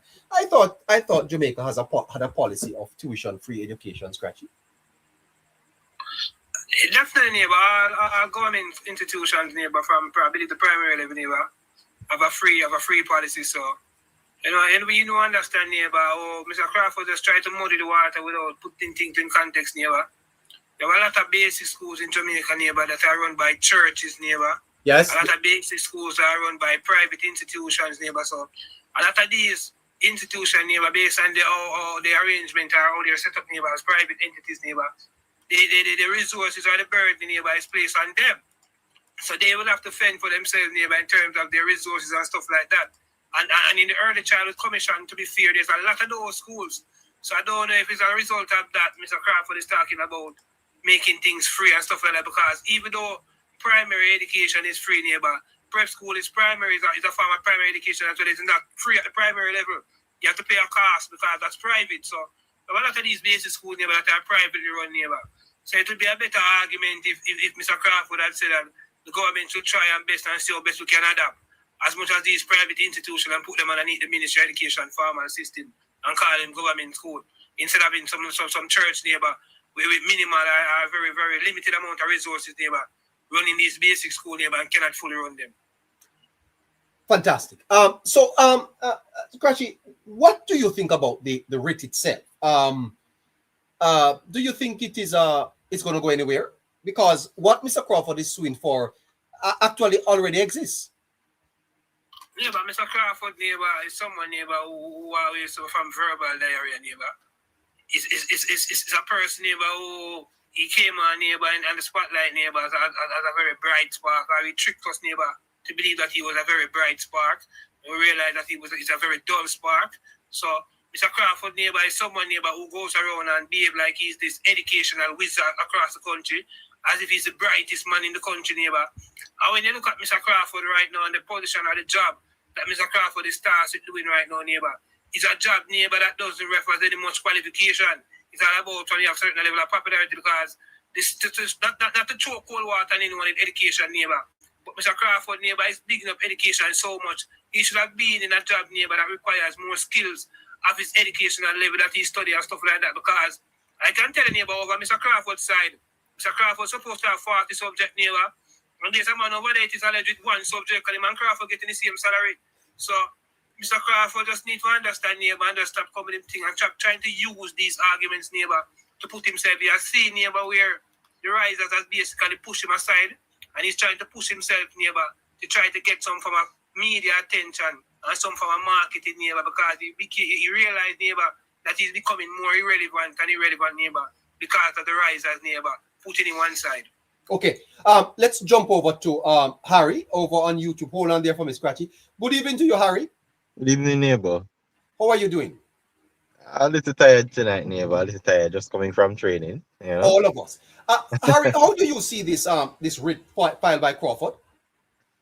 Neighbor, I think it's something to be it's a marketing stunt in terms of the rebranding for him to be relevant. Yes. To be honest, and that's something he's good at. You know, Scratchy said in terms of what he studied, he's good at marketing, Scratchy, and that's what he does very well. Now, the major thing with him is that everything he does right now is to fit the rebranding process that he's going through. And the issue with that is he's trying to do it at a moment when the People's National Party is having so much issues that he wants to be coming off as some form of savior for something. And education is just one such aspect. And you can critique and criticize education as much as you want, neighbor. It's no different from health. Anybody can sit on the sideline and criticize. But if you don't come with proper solutions going forward and alternative, then it's gimmickry. Right? And he's sounded the trumpet several weeks ago about this. So it's something that we saw coming. It's nothing surprising at all. But what he needs to understand is that due to the failure of his government for such a long time, give me a sec, neighbor. Not a problem. I'm going. Okay. Joshua? Greetings, my brother, and greetings to Caroline and the rest of your listeners. Great evening to you, Joshua. Let me hear you on this education writ filed by Crawford. He's suggesting that the constitutional rights of Jamaica, that the government is breaching those rights by the whole matter of charging tuition in pre-primary and primary schools. Well, that first of all, that information is false. The government under Bruce Golding instituted what is known as tuition-free education. So that is incorrect. And the best I can describe it is like playing crown and anchor. It's a gamble. You know, you may win, you may never win. and it depends on which judge he stands before and what the views of the people is. So he may win a game or two, but the long term effect of it will be negative against him because whilst he may win in a court of law, if you have a judge that favors him, and in a court of law, I cannot see him winning because, as I said before, the government had already instituted tuition-free education, so there is no right which is being breached. I heard Scratchy mention about the schools which are controlled by the churches. The government took some steps some years ago, not to while Faithful Williams was Minister of Education, to co-opt all of those schools that are run by the churches, those basic schools, into the formal education system. So people no longer have to pay for any form of education, right? So again, he cannot win in a decent court of law. And I think a strong message needs to be sent, even if there's a loss in the local courts, to take it as far as possible to silence him. The unfortunate thing about this is that the taxpayers are the one who pays for the legal fees of Damon Crawford and his bid for popularity, because this is all that it's about, his bid for leadership and popularity of the PNP. And I think something ought to be done. And not only did he do that, but he made some damning statements, which are also false. He spoke about there's a reduction um, in the education passes. I wonder what data Mr. Crawford is looking at, because he used some figures and he basically stated that the amount that sat the exam is less. And as a result of that, that is why the figures look so impressive. But if we should prorate it, one of the things that we used to talk about when I was at Guardian Life is a prorating. And also it's done in the banking sector, right? If you should prorate the figures, right, and scale it, right? Let's use a term which is more applicable, what persons would understand better. If you should scale those figures and even increase the numbers, the participating numbers, then obviously and using the same percentage, then it still would be greater, right? So Mr. Crawford is causing himself to look more and more like the idiot that he has been labeled as being. I'm not calling him an idiot. I'm saying that he has been labeled as being an idiot by others who know him better than I do, right? In addition to that, if you're going to place it squarely on the Minister of Education, because in this bid to try and make the Minister of Education looks bad, these are some of the things that he's doing. But in essence, he's making himself look bad because when the government, the Ministry of Education, came out with the Jamaica Teaching Council bill that would have held the teachers accountable for the lack of performance that we see in some schools, Damian Crawford, was one of those who voted against the Teaching Council bill. And the interesting thing is that this is the same Teaching Council bill that they wanted to implement under the People's National Party. So how do you support it when you're in power, but when you're out of power, you vote against it? It shows rife and rank hypocrisy on their part. In addition to that, he's also taking away the responsibility of the Jamaica Teachers Association, because apart from instead of being a political arm of the People's National Party, as the JT has shown itself to be, what they should have been doing is holding teachers accountable and making the teaching profession more noble, as it was in the 60s and 70s. Instead, they've relegated themselves to just being an extension of a political party. In addition to that, you are also lowering the bar for teachers, and by extension, the very children that you claim to want to represent, you're shortchanging them. So all in all, Mr. Crawford is doing himself a disservice, and it will explode in his face and go against him in the long run. Thank you so much. Harry, were you completed? Did you complete? I'm here, neighbor.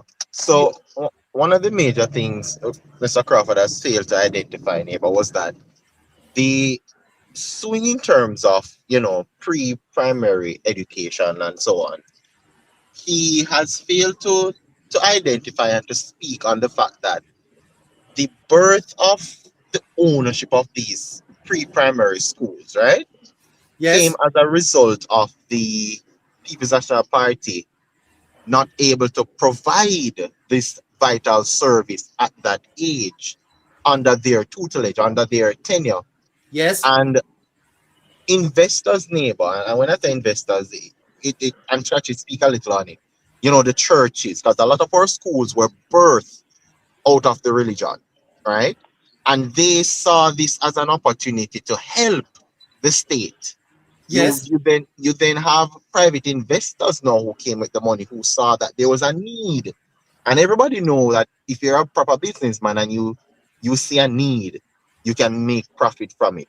And as such, those individuals, those entities stepped in and filled the gap due to the failure of the state for over a decade, neighbor, and pretty much even before that with the stop start issue. So they failed under their time to identify that this was a critical lineup to have in your country, because that is where education starts, neighbor. It starts from the home with the parents, then it matriculates into that pre-primary aspect, because you know parents have to go to work and so on.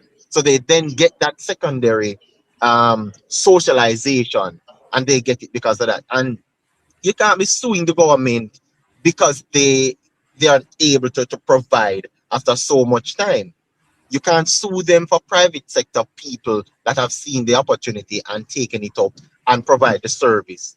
What he should be suing, neighbor, is the lack of ability, the lack of funding under his very own party when they were in power. So he should have gone and dig up Maxine Henry Wilson, everybody before them, to sue them to how they treat the generations before that, because they weren't ever equipped to do anything, right? And to see now that the current government is trying to step up and step in after being fiscally responsible for such a long time to get funding somewhere to try and adopt some of these institutions, neighbor, and to bring them on board to the state itself.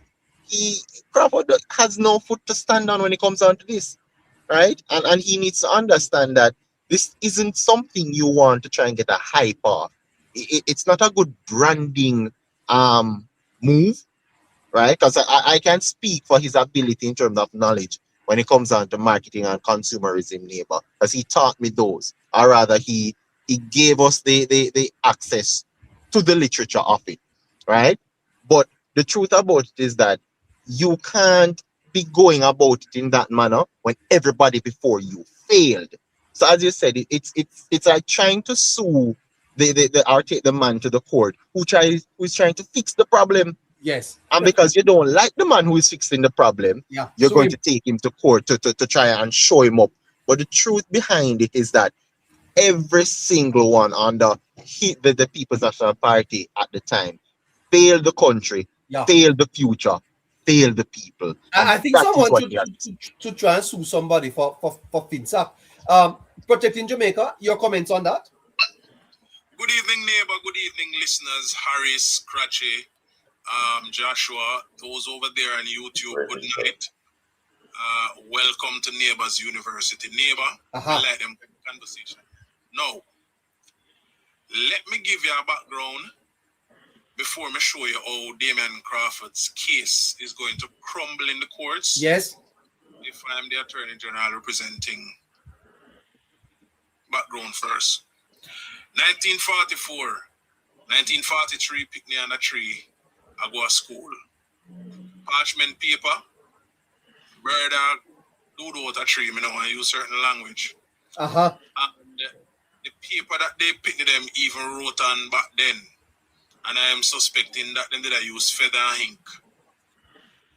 There, by the time school done, bird do now stick with paper, you can't even see what them write. Bustamante, that's 1943. Alexander Bustamante became the first premier self-government after universal adult suffrage. And the first order of business for Buster was to build almost 200 schools, majority primary schools, basic and primary schools. Take the pick of them from under tree, put them in a comfortable environment. 344 schools. Right. And give them book, half a pencil now. Now, continuing through that, Buster continued to build schools. Norman Manley came in 1955. He did not do much. He just continued from them. But one good thing that happened between Norman and Buster, two brothers and cousins at the same time, they had a social contract that was evident between them too. Because again, Buster having championed the development of Jamaica, Norman bought into the idea, realized that it only made sense that he continued having the situation being a relay. And then we came back to the 60s and we see one nether bungalow schools being built. Buster started again, but because of ill health, Shera continued because Donald Sangster dropped out. Siaga continued along with Shera, supporting as Minister of Finance in the later period of the term. We saw 1970s came about. Michael Manley attempted to just rename some institutions that were built by the Jamaica Labour Party. And then we saw Siaga came back in the 80s and he decided to expand on education and adding to the mix training, skills training. Now, Yes. why did I go there? I went there because it rings hollow when the People's National Party talk about education. Yes. And if you notice, people, listeners and panelists, if you notice, the PMP always come with a lot of bluster and loud mouthing when it comes on to education, because they know that if the conversation is to be had in a balanced way, they will be found wanting. Now, here is present day, and here is my representation of the government with this nonsense, illy-billy Tom and Jerry case that Damien Crawford. You think it's a cartoon case? A cartoon business. Uh-huh. In 2014, Ronnie Twist locked down 18 schools. Why? Because there was not sufficient students. The student population was dwindling to fill out the school. Yes, sir. I remember the one in Windward Road. I was working down in that area there, Tata. A big old school, so not even 50 picnic. Okay. In 2024, the World Bank report on the birth rate of Jamaica said the birth rate dropped by 24%. So if there's not enough picnic, or them and Crawford are represent writ to court, we say that you don't have enough school spaces. Where them the picnic that come from overnight? I go at them in breed up anyway. Well, Let me continue. Uh-huh. Okay, yes. Let me try and keep this together. Yes, man. What? Go ahead, sir. If we are to consider this seriously, then we are going to have idiot neighbor. It is just an attempt by Damien Crawford to rebrand himself, as Harry said, and to reposition himself.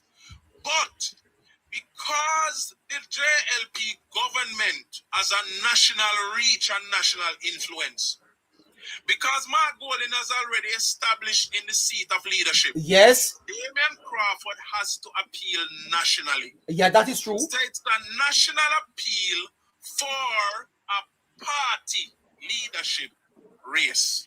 That's what it is. There is no way any court can take Damien Crawford seriously when he mentions that the percentage of people graduating with subjects today are less than back then.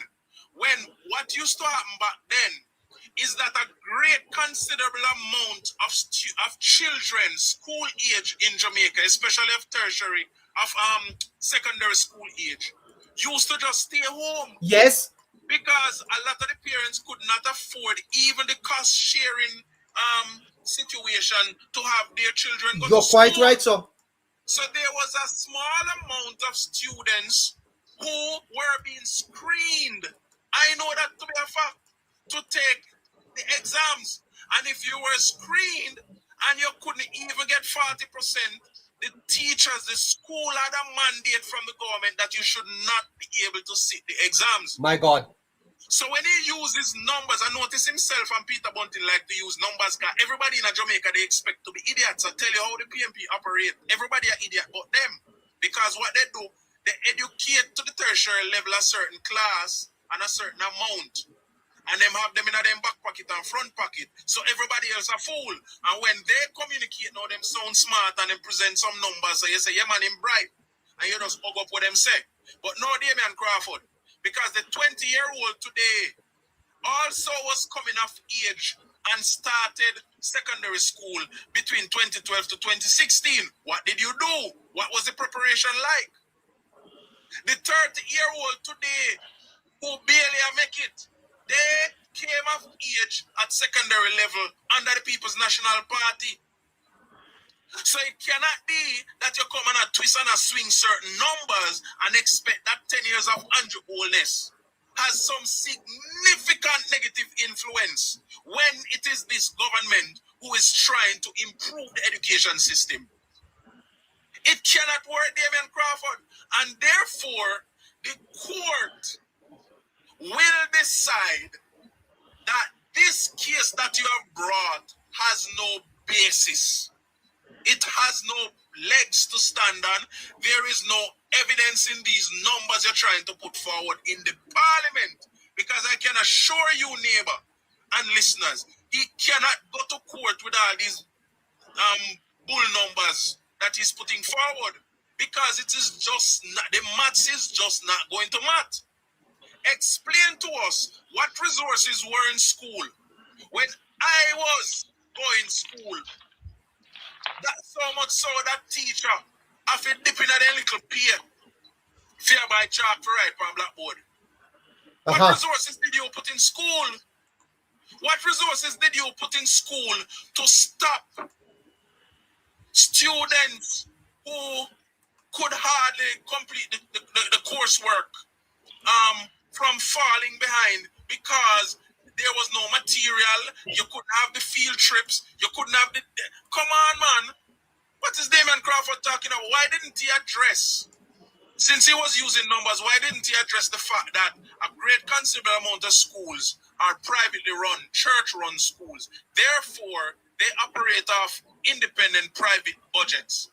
Why didn't he address the fact that a lot of these schools came to life, as Joshua just said, under the People's National Party government? Why didn't he address the fact that the public system lost teachers to these private institutions under the People's National Party because the government could not afford to pay teachers?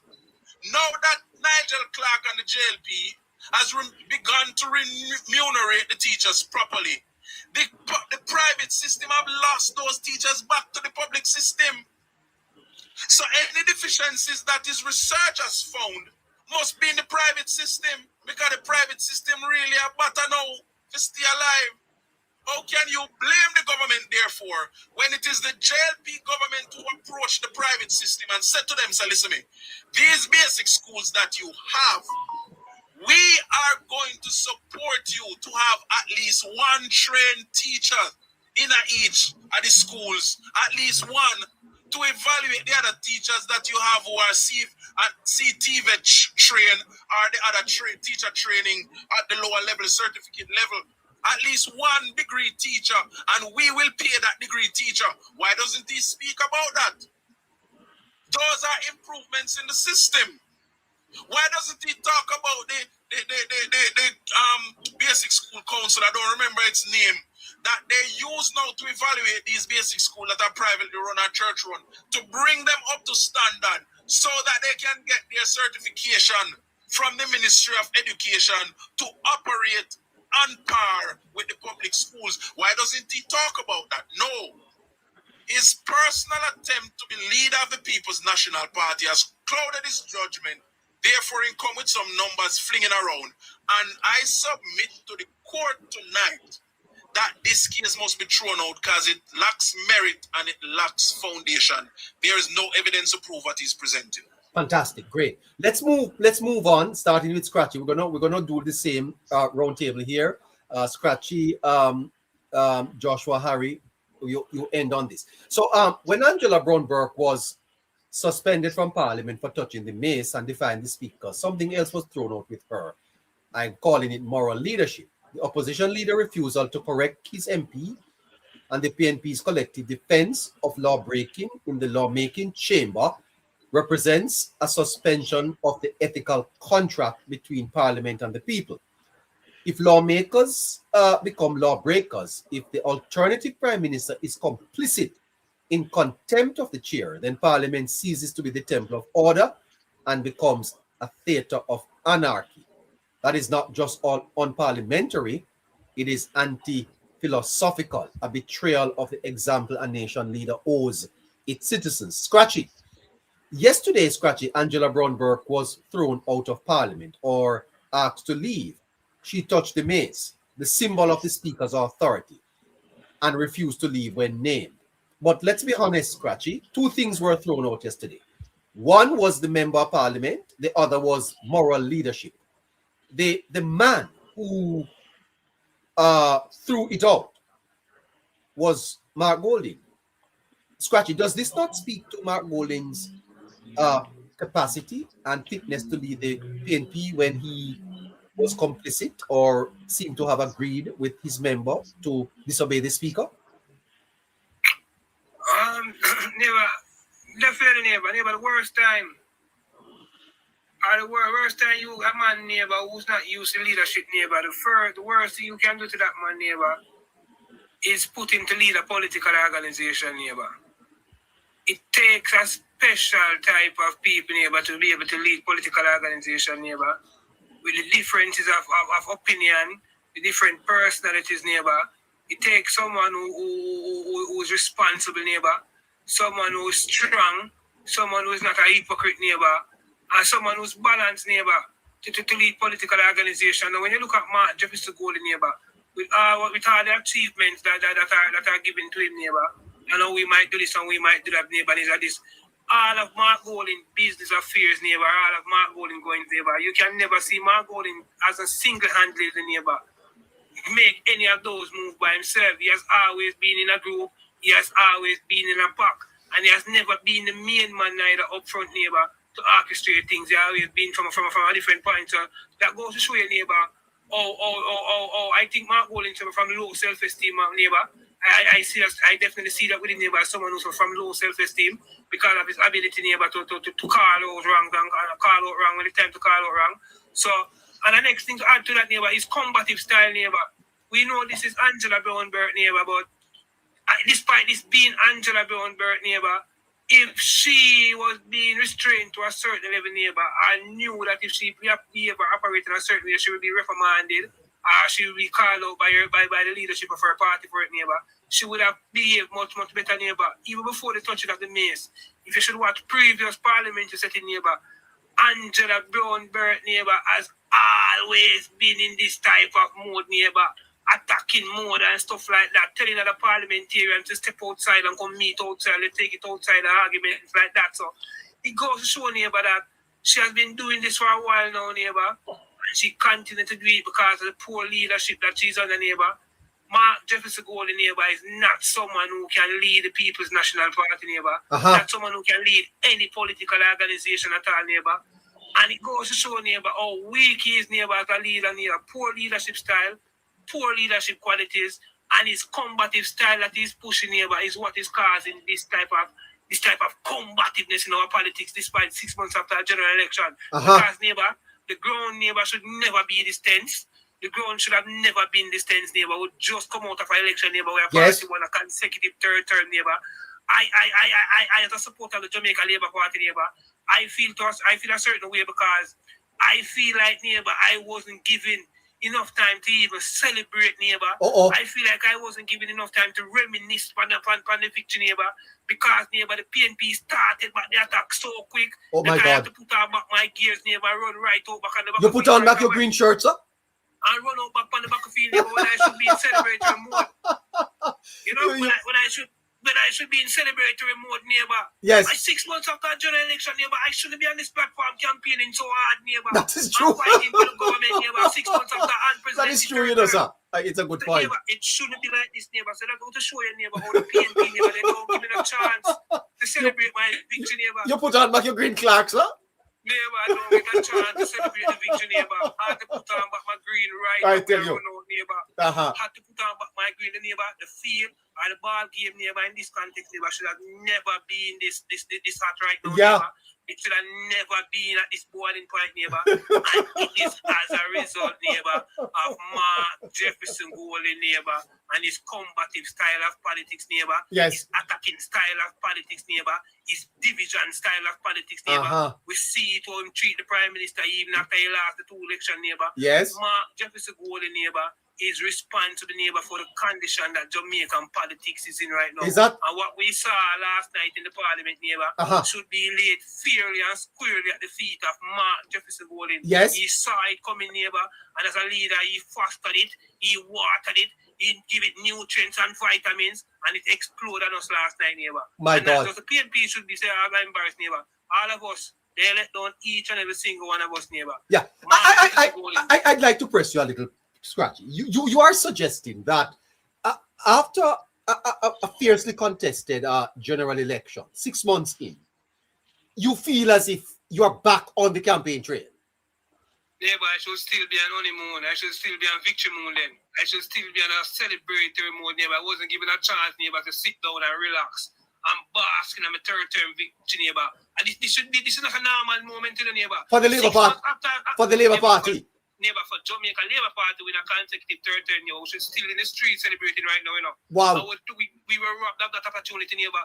We were robbed of that opportunity, neighbor. It's like the man them score a goal, neighbor, or a goal score, and in time, they're not giving a time to celebrate, neighbor. The ball reach back right away, neighbor, try to score back. We have to run out back, neighbor. If I'm going to get a chance, I don't get a chance to celebrate. I know I don't reminisce from my victory, neighbor, and feel good like me in a third term. So yes. I don't come to reality to say it's an unprecedented third term. This will never be in the Labour Party. I don't feel it, neighbor, because it's like me under attention, neighbor, like election is next month. Yes.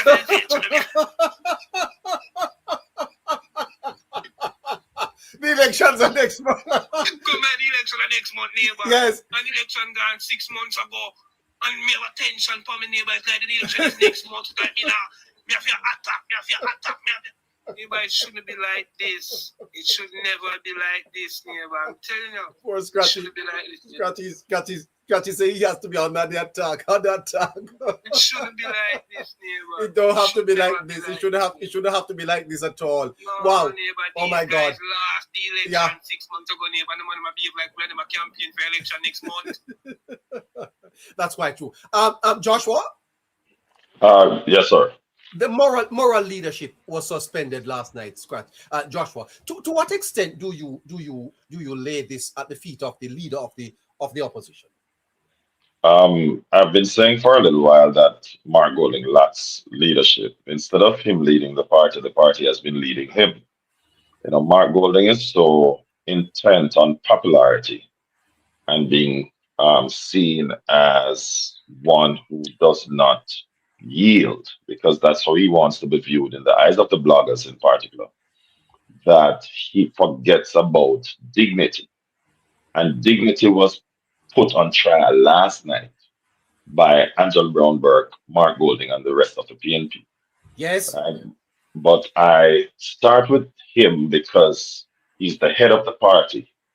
And I deliberately did not use the leader because he has not been demonstrating that. He's the head of the party that shows no leadership. I'm disappointed in one sense because sometimes we're not born leaders and we have been thrust into a role that we may not necessarily fit naturally into. But because we have a desire to do well, we go about seeking the relevant information and we surround ourselves with the advisors that can guide us through the journey to make us more effective. I don't get that from Mark Golding. I was saying to someone today that Mark Golding is the worst political leader Jamaica has ever seen on either side of the fence. Right? In fact, he has brought our parliament not only in disrepute for this time, but perhaps for the next 15 years, persons will be talking about his style of leadership and what he has brought to our parliament. One good thing came out of the parliament last night, and I stated it to someone today, is that for the first time ever, in as much as they tried to hijack the Naira bill, that for the first time under Mark Golding, we saw some form of debate, which reminded me to a certain extent of the previous days of our politics, when we had debates, whether we agreed or we did not. We had debates on bills. So last night, yes, we saw the ebbs and the flows, and Yes. it really brought to the fore the young stars in the JLP, in my view. And the reason I focus primarily on the JLP is not to be political, but at the level of dishonesty that I heard coming from the PNP. And if you were not familiar with certain plans that was included in the NARA bill, you would have left with the wrong impression, the deliberate lies and misinformation that were spewed. Let me give you one. Yes, sir. Talking about the whistleblower. The way they positioned it is that the whistleblower will be locked up when the bill clearly stated that you cannot divulge under the NDA, the non-disclosure agreement clause that is there. You cannot disclose the information as it relates to NARA to unauthorized persons. It's not that you can't whistleblow if something is going wrong. It's just that people who are unauthorized, you can't take it to them. The PNP tried to give the impression that the whistleblower generally will be locked up, which is a clear misinformation on their part, Uh-huh. right? And it says that their intent is not to guide people or to educate persons, but clearly to mislead. Another thing that came out, and again, it shows a lack of leadership and dishonesty on their part, having gone through the debate and having over 10 hours of deliberation. In fact, it's more than 10 hours because it's from 2 to 2. Parliament started 2 o'clock, ended 2 a.m., right? So that's 12 hours of deliberation. They still voted against the bill after Yes, all sir. of their considerations were taken, after their suggestions were taken into consideration. So what they did was waste the nation's time, wasted their own time, and wasted their family's time, right? I would have thought that having given their suggestions, their recommendations, and it was taken on board, they would have said, okay, here's an opportunity, as what's his name, Harry liked to say, that they missed a layup, Yes. that having submitted their recommendations and it is taken on board, then they would have voted no and used the opportunity to say, yes, we were a part of history. No, they did not. Right? I want to revisit the whole removal of the mace again. It's not the first that the PNP has done this. Keeble Munn in 1969 did the same thing, Oh, right? uh-huh. Right, and he was suspended for 6 months. So there's precedence, and you can also lose a part of your salary for doing that because I did some research on it today. Oh, Right, right. So I would strongly recommend that the Speaker of the House, along with the disciplinary committee that will be looking into it, and hopefully they would um, cause her to lose some pay. Another thing, I watched a video and I saw Damon Crawford getting up and laughing and rummaging around. Word has since come out. I have no concrete evidence of this. That he was the one that egged on Angela Brownberg to do that. No, wow. this is utter disrespect. And I sent her. I have proof. I sent her a voice note to someone from 6:30 in the evening to say to them that the PNP will be looking for a reason to walk out of Parliament, right? And I think this was intentional, that they were seeking for an opportunity to disrupt it, to walk out of Parliament, to hold up the process. The mere fact that they still voted against the bill, it shows that all of this was just for the show and to hold up the process. And Scratchy said something which is very important. The leader of the PNP was very aggressive and confrontational throughout all of this. You didn't hear any conciliation, even when the Speaker of the House bent backwards to try and facilitate him. Today, I heard an interview with Damon Crawford, and he was saying that she was not giving the PNP members an opportunity to speak. The video is on YouTube. Everyone can go and look at it themselves. Don't look at the 30-second clippings and the 15 minutes reactions on it, but rather go through the process. And you will see that the speaker was being very fair and accommodating in her moderating of the proceedings. So for them to give the impression that this is the case, all of this is theatrics and nothing more. And I think it's full time that the PNP do right by Jamaica. However, last night showed them up more than they could ever imagine, because society, civil society, even though I don't have any hope for them, but at least Jamaica, objective Jamaicans will had an opportunity to see for themselves that the PNP meant Jamaica no good. At a time when we had the most far-reaching bill that Jamaica would ever have seen in the history of Jamaica towards the rebuilding of Jamaica, the PNP got up and tried to hijack it. And they made suggestions. It was accepted. They still voted against it. However, on the flip side, we saw the dignity of the JLP members. We saw the bright sparks such as the Robert Nesta Morgan coming out and really taking down the PNP point by point. We saw Dr. Tufton coming out with some stellar comments and taking them down point by point. We heard from Mama D, taking them down. We heard from MP Williams from Central Kingston, really dissecting it and showing them what the law says, even when Angela Brownberg was citing parish council laws. He showed the counter. We saw leadership on the part of the Prime Minister when PNP got up and tried to disrupt the proceedings, and he reminded them of how the nation will view them, and by extension, the rest of the world, and showed not only leadership, but showed that he was a true statesman and a gentleman and a father, and also the real Prime Minister of the nation, and not one who is a wannabe Prime Minister. And that is why I don't use the term Prime Minister in waiting, because a true Prime Minister in waiting is one who has been voted in by the people and is waiting to be sworn in.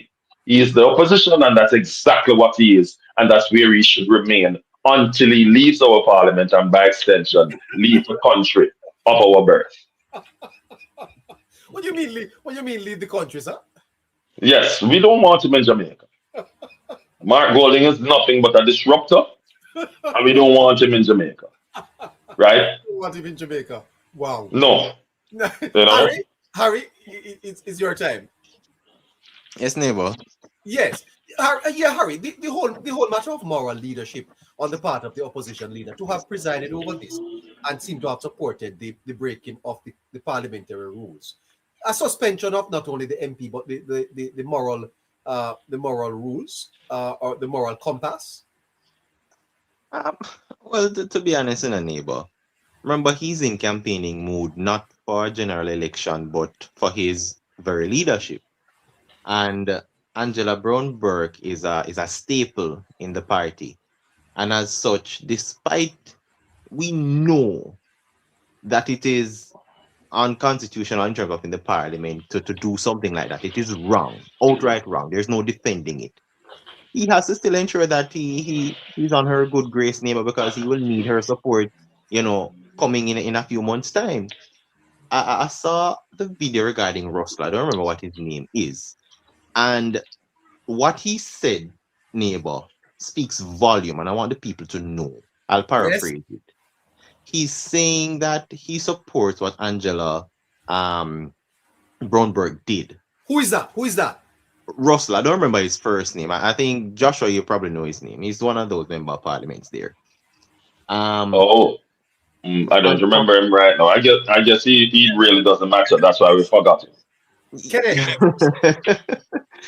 But his thing, that what he was saying, neighbor, is that they didn't feel as if they were being heard, despite neighbor, there's 4 pages totaling just over 20 amendments that were accepted. So if you weren't heard, if your party and the members weren't heard, would we have had over 20 amendments? No. So that's farcical, right? And blatant lie from him. But it shows the other part of what he said, that it was almost like a little gimmickry, neighbor. You don't play gimmicks with the people of Jamaica's future. This is a moment in Jamaica's history that you have to take it serious. And the video shows, neighbor, I'm not letting Damon Crawford off the hook. Angela Brownberg said something to him, which I am deducing from the law of deduction was an indication that she could have taken up the maze, because it wasn't touching the maze. It was full removal of the maze, right? And when she was walking to it, he ran the opposite direction. The video footage is there. They can look on the Gleaner. It was released, right? So he's also a culprit of it, who wants to become the leader of the opposition as well. Now, it is sending a message based on what Russell is saying, neighbor, that it is okay for the people of Jamaica to do that against the law if they feel as if they're not being heard. Operative word here is feel, neighbor. It's not factual. So if you don't get your way, if you don't feel as if you play an important role, if your perspective is not heard to the level you want it, it is well and okay for you to go and break every and any law you see fit. That is sending a message to me, neighbor, that somebody and a party who is a part of the legislative arm of our country don't take our laws very seriously. And it also shows that the leader has no moral compass, no respect for the laws of the land. Right? And that also speaks back to him going way back, neighbor.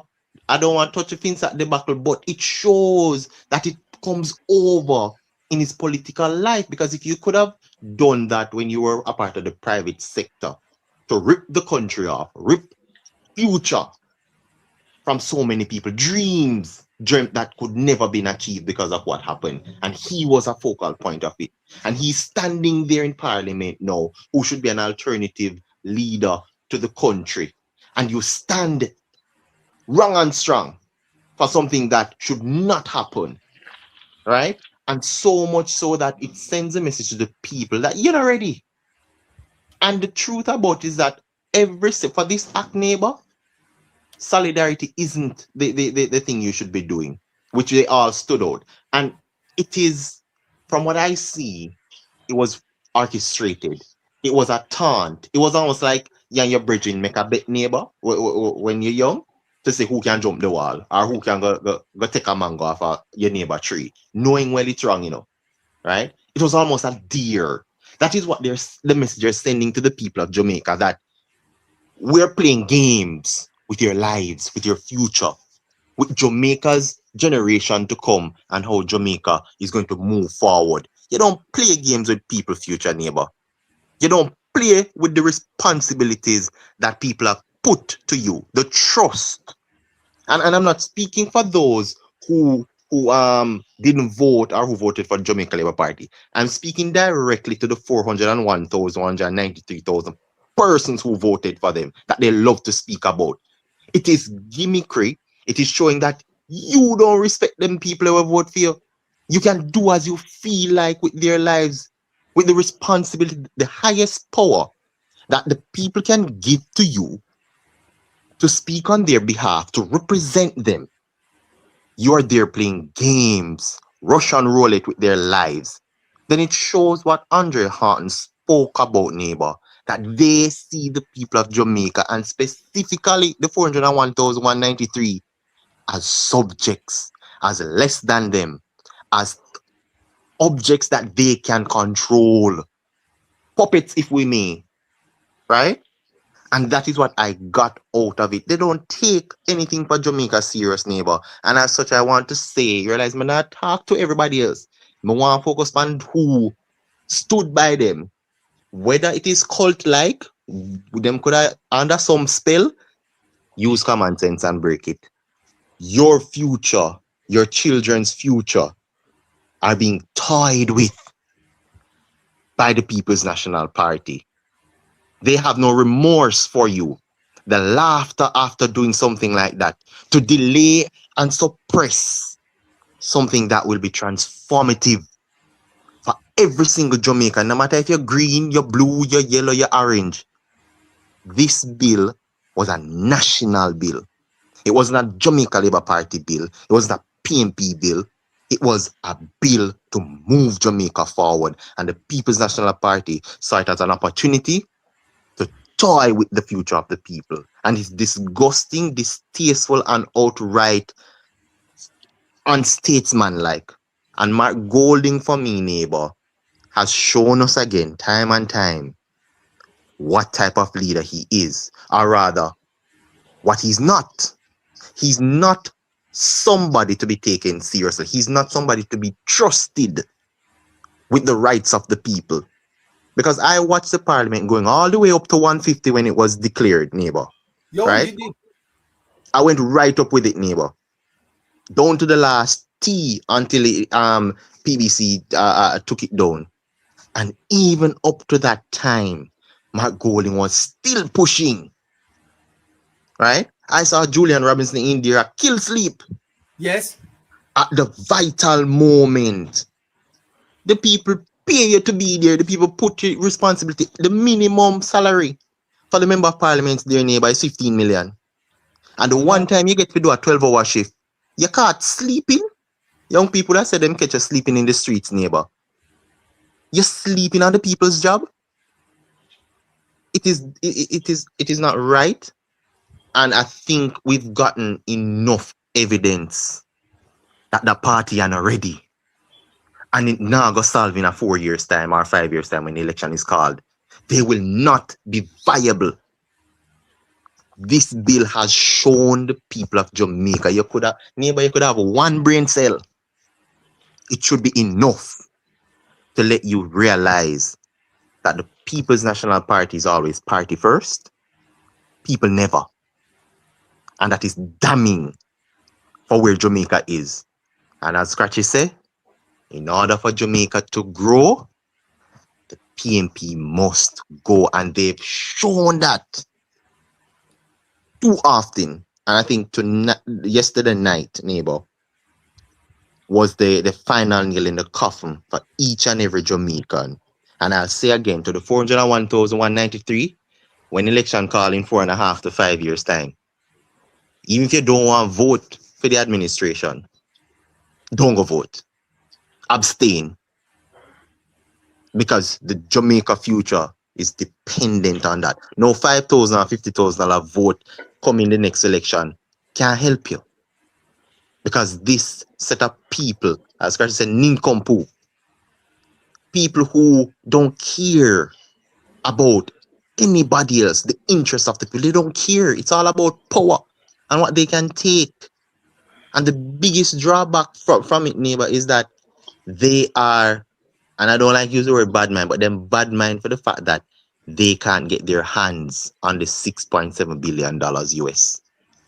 That is the sour point for them. And they're hurting.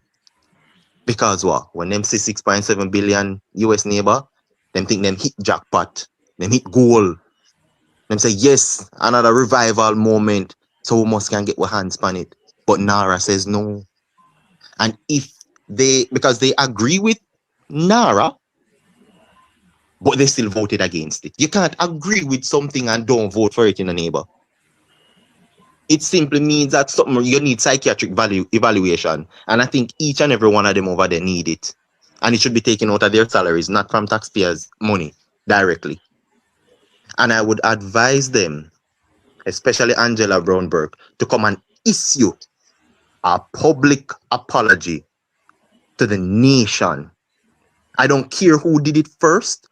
Nobody who did this first, neighbor, was at this stage. It is a pivotal time in the nation's history. And you played games. And you should pay the consequences. No money can take this away. Demit office. And I'm treating her with extreme prejudice. You're a big woman. You sit on a PhD, which means you must have more than one brain cell. And you're playing games with Jamaica future. Get rid of yourself out of the parliament and stop playing with Jamaica future, man. It is damn time. And I'm pissed about it. Neighbor. Yes. You have to go to protecting. If I may, before you run back over to him, before you go to protecting, I beg you a little grace. I heard Harris said a while ago that we need an apology. We don't need a written apology. We need an oral, a verbal. No, they need to call a conference. Protecting. They need to call a conference. They don't call conferences. Call one and do. Yes, we don't need something that the leader writes and say, "Boy, what happened? We're sorry for it." No, we need to see your face on a video. We need to hear your voice, and a lot of things were said, and it is so much to unpack. and to try and digest simultaneously, neighbor. And it rubs me the wrong way. I hear Harry really expressing his disgust. But one of the questions I would want the PNP supporters and all of Jamaica to ask themselves, is this the best that the PNP can offer to the nation? That display that we saw in Parliament last night, right? This has really shown them up, not just in terms of voting against something that they said they support, because they claim all of them came up said they support the bill. That's what they said with their mouth. But when they voted, they all voted against it. So I'm not a mathematician. I don't like math, but this math ain't mathing, right?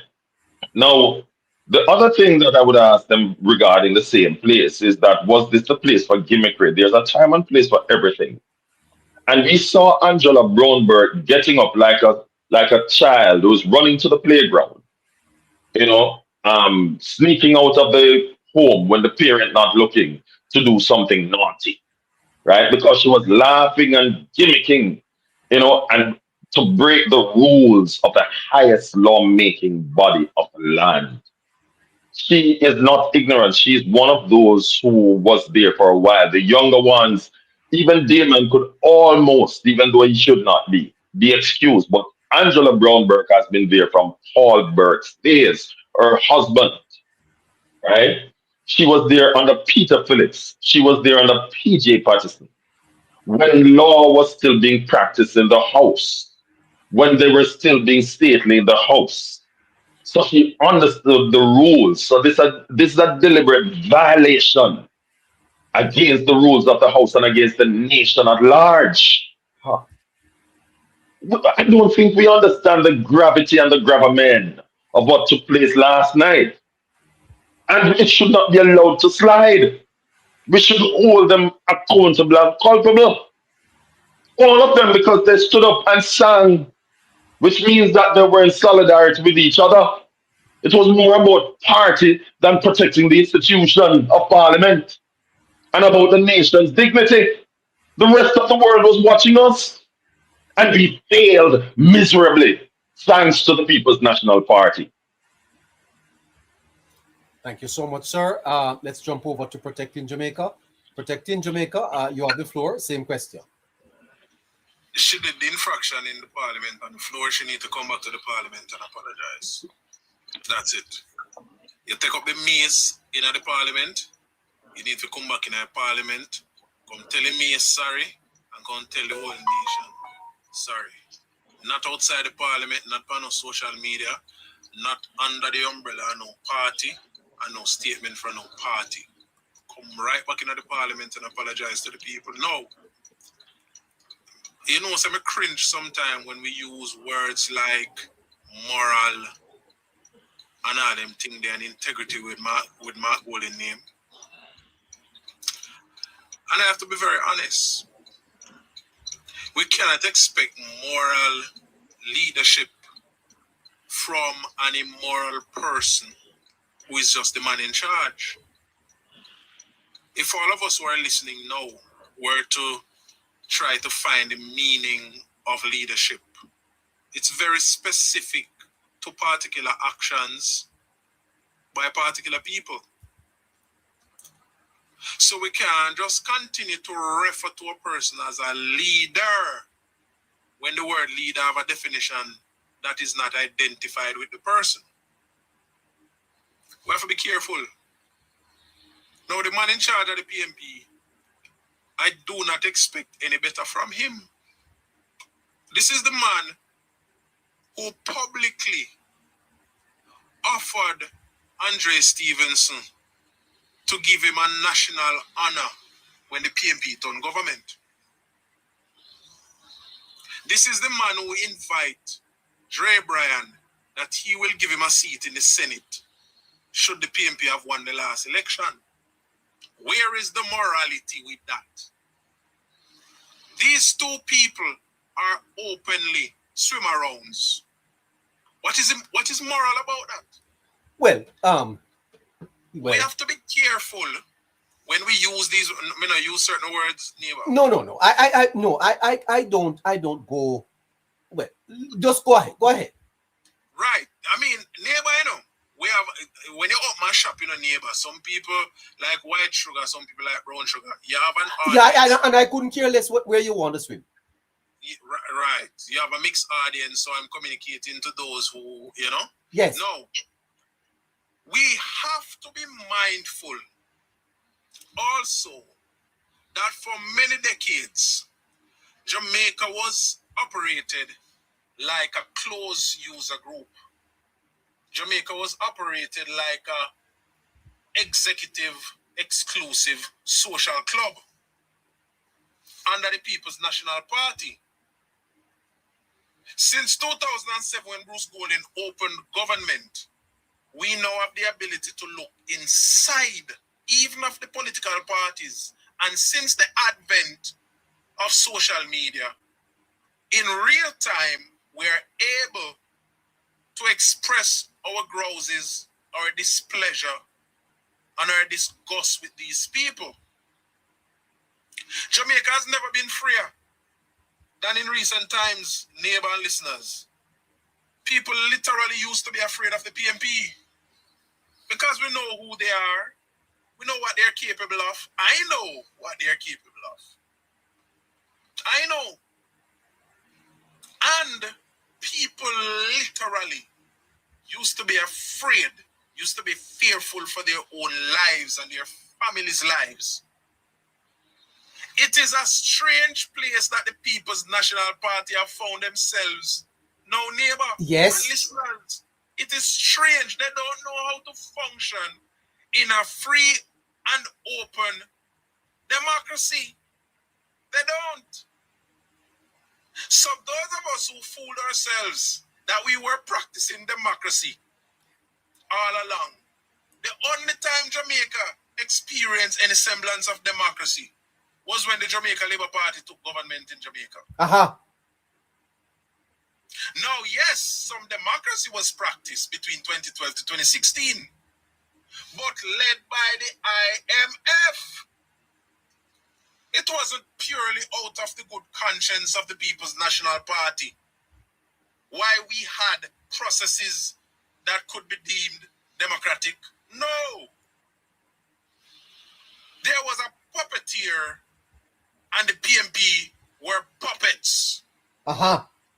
And we saw some semblance of good governance because the IMF demanded it. And a part of the problem, neighbor, why we are here is because the People's National Party created a society that became sick to its guts. You hear Christopher Tufton say it is themselves that they don't trust. Mama D said the same thing. It is a fact. And I continue to say, if it were the People's National Party in power today, the 28th MP on the PMP side would have get the $50 million long time, $1.4 billion, and you wouldn't see one thing where it do. And the reality. Yeah. So when we speak, we have to be careful to use words like morale and integrity with the PMP, and especially with their current leader. Well, see me, I call him leader, their current man in charge, the current manager of the party. Because if the head is lacking of these important elements, then the rest of the body is going to have some deficiency. And so we saw a parliament in the way over the morning, this morning, that the very man who is the general manager of that group could not even speak to one of the members of that group. Why? Because he himself is flawed. Miserably flawed. Dangerously flawed. He should not even be in our parliament. He has his own share of hang-ups and shock-ups. Wow. Therefore, he could not say a word to those who were behaving in unparliamentary, like disgusting behavior. And here we are today. The PMP showed themselves up last night, this morning, and we should continue conversations like these to continue to open the people's eyes as to the reality of who the People's National Party really are. They are not nationalists. They are not true patriots, and they do not care one bit about whether Jamaica progresses or not. They only care about their pockets. All right, let's see how we're going to close. And each person, you'll have to take 2 minutes to answer this question. We're going to start with you, Harry. Listen to Health Minister Tufton. But on that side, they seem to be caught up in the trap of the low trust society where they probably don't trust themselves. Why they provide the argument about this thing? And it's unfortunate. It is unfortunate because if Madam Speaker, we on this side trust ourselves to go right by the people, you don't seem to trust yourself. Why you're questioning existing arrangements that are in place for oversight? So, Madam Speaker, in closing. Harry? Yes, neighbor. It's a brilliant philosophical point, and it needs to be psychoanalyzed a little bit more. Is the PNP suffering from a trust deficit that they themselves are almost saying, if we had $6.7 billion, you couldn't trust us with it, so we don't trust you? Is Dr. Tufton opening up something here that we need to examine? Neighbor, I think he's just reintroducing it and how he repackage it to remind Jamaicans who the People's National Party are, right? As a group. Because it is a level of projection from them. So because they would do it, they don't think nobody else can do the opposite. And what that says and shows is that they don't just have sticky fingers, neighbor. They don't have the ethical factors and the moral compass to do what is right, because they like to do what is easy, and it's always easy to do wrong. To do the right things, neighbor, takes a lot when you look in terms of where we are now, especially from them. And what they're used to no longer exists, but they want to bring it back to that. And as such, they want to look at it to say, we know what we would do. And Alfred does hint at it with what he presented, talking about Bahamas having how much oversight and money was still missing and so on. That hint, and I know a lot of people wouldn't have seen it in that way, but when you put it to what Mr. Tufton says, you see it bright as day. That they know that what would have happened if they get their hands on it, history will repeat itself. And the history here is their history, not the overarching history of Jamaica and Jamaicans. And that is problematic. It is one that also shows that the leopard doesn't change its spots, neighbor. And the leopard here is the People's National Party. It doesn't matter who they change and who they put in. It is an integral factor of them. And that, for me, what Mr. Tufton have put forward speaks volume. And I think everybody should probably play it every morning when they wake up, just to not forget who the People's National Party is and why they don't deserve.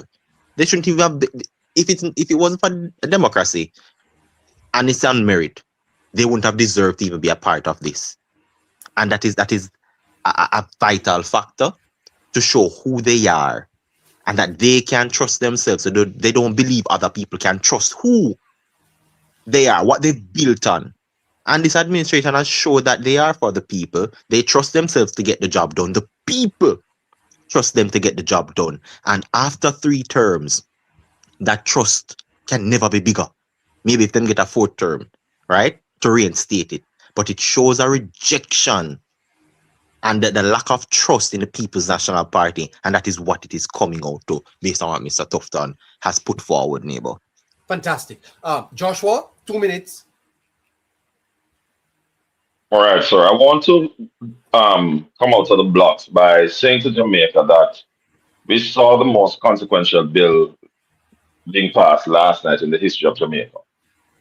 We saw which party really cares about Jamaica and which has the best interest of Jamaica at heart. And I'm saying to Jamaicans, irrespective of what you may think in terms of your political allegiance, it is needful for the Jamaica Labour Party to remain there at least for the next 15 years. Your future depends on it. And without the Jamaica Labour Party being there, we saw a demonstration of what would have happened if you choose the other side. And it's nothing but anarchy and rule breakings, right? You cannot afford for the future of your children and your retirement to be in an uncertain place. And the PNP has not shown themselves to be a credible alternative to any government, not even the other little parties that are there. They exposed themselves as being nothing but a cult last night. And one of the things that came out of it is that because the PNP has no answer for Jamaica and no plans for Jamaica, they want to use the back door through litigations to get into Parliament. That's one of the ways they want to use anarchy to get there. And Scratchy said a number of things. Scratchy spoke about not being able to celebrate, but I wasn't expecting that. On the 3rd of December, when we won, I told Jamaicans that the fight just began. That's what I said to them that night. And he used the analogy of running out on the field. The PNP planned 2 protests immediately after the election, one for December and one for July 12 this year. So look for the next protests, right, that they plan, right, come July. They already planned it in advance for because they want the government to step down. So this is not about the issues. It's about the pursuit of power and nothing else.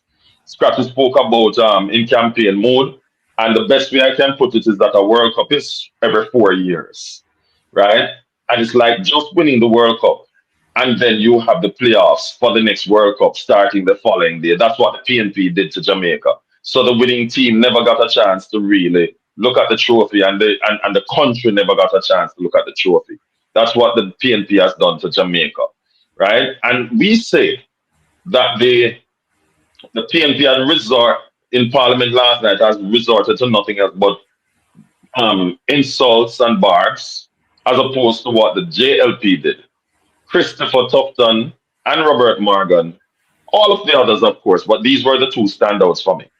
Christopher Tufton and Robert Morgan showed themselves to be class act, way above anything that the PNP could ever even dream of producing. And I'm saying that we should keep our eyes closed on the next move. The PNP has tried to paint the Jamaica Labour Party as a party that cannot be trusted. I say the opposite. They having campaigned against the PM and the Jamaica Labour Party over the years as being corrupt.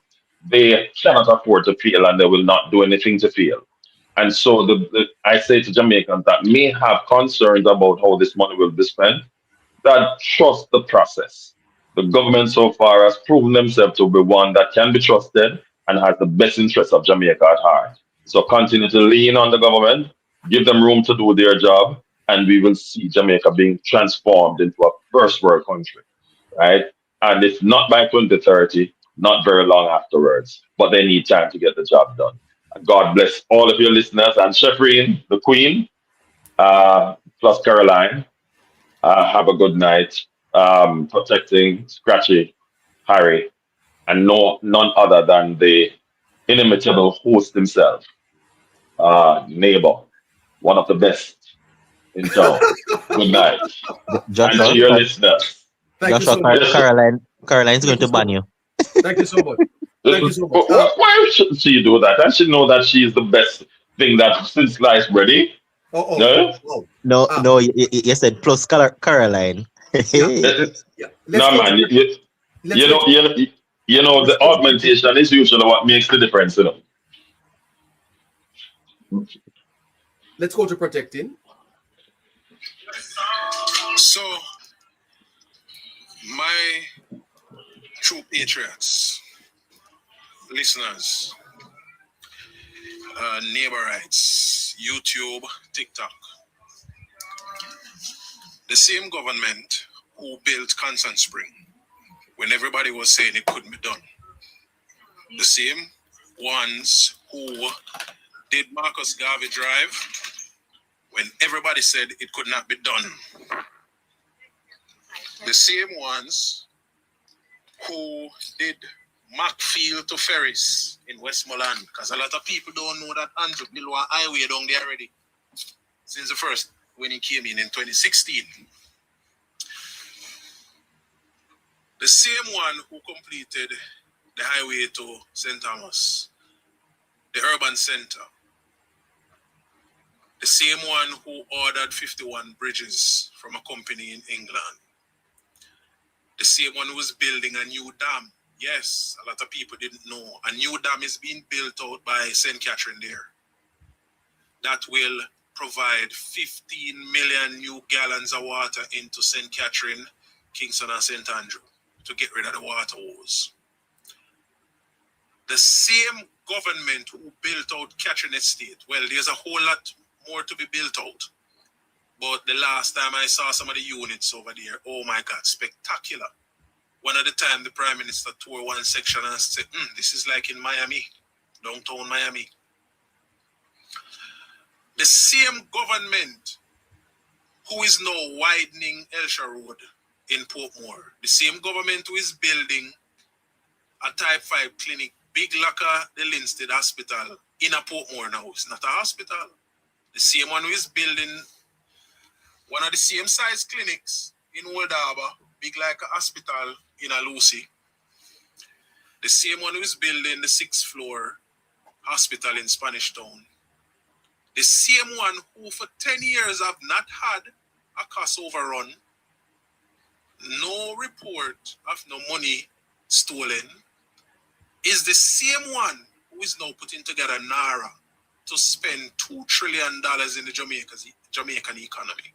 Now tell me, people, wouldn't you trust the team that have done more in less time than the group of people who have spent more money doing less in more time,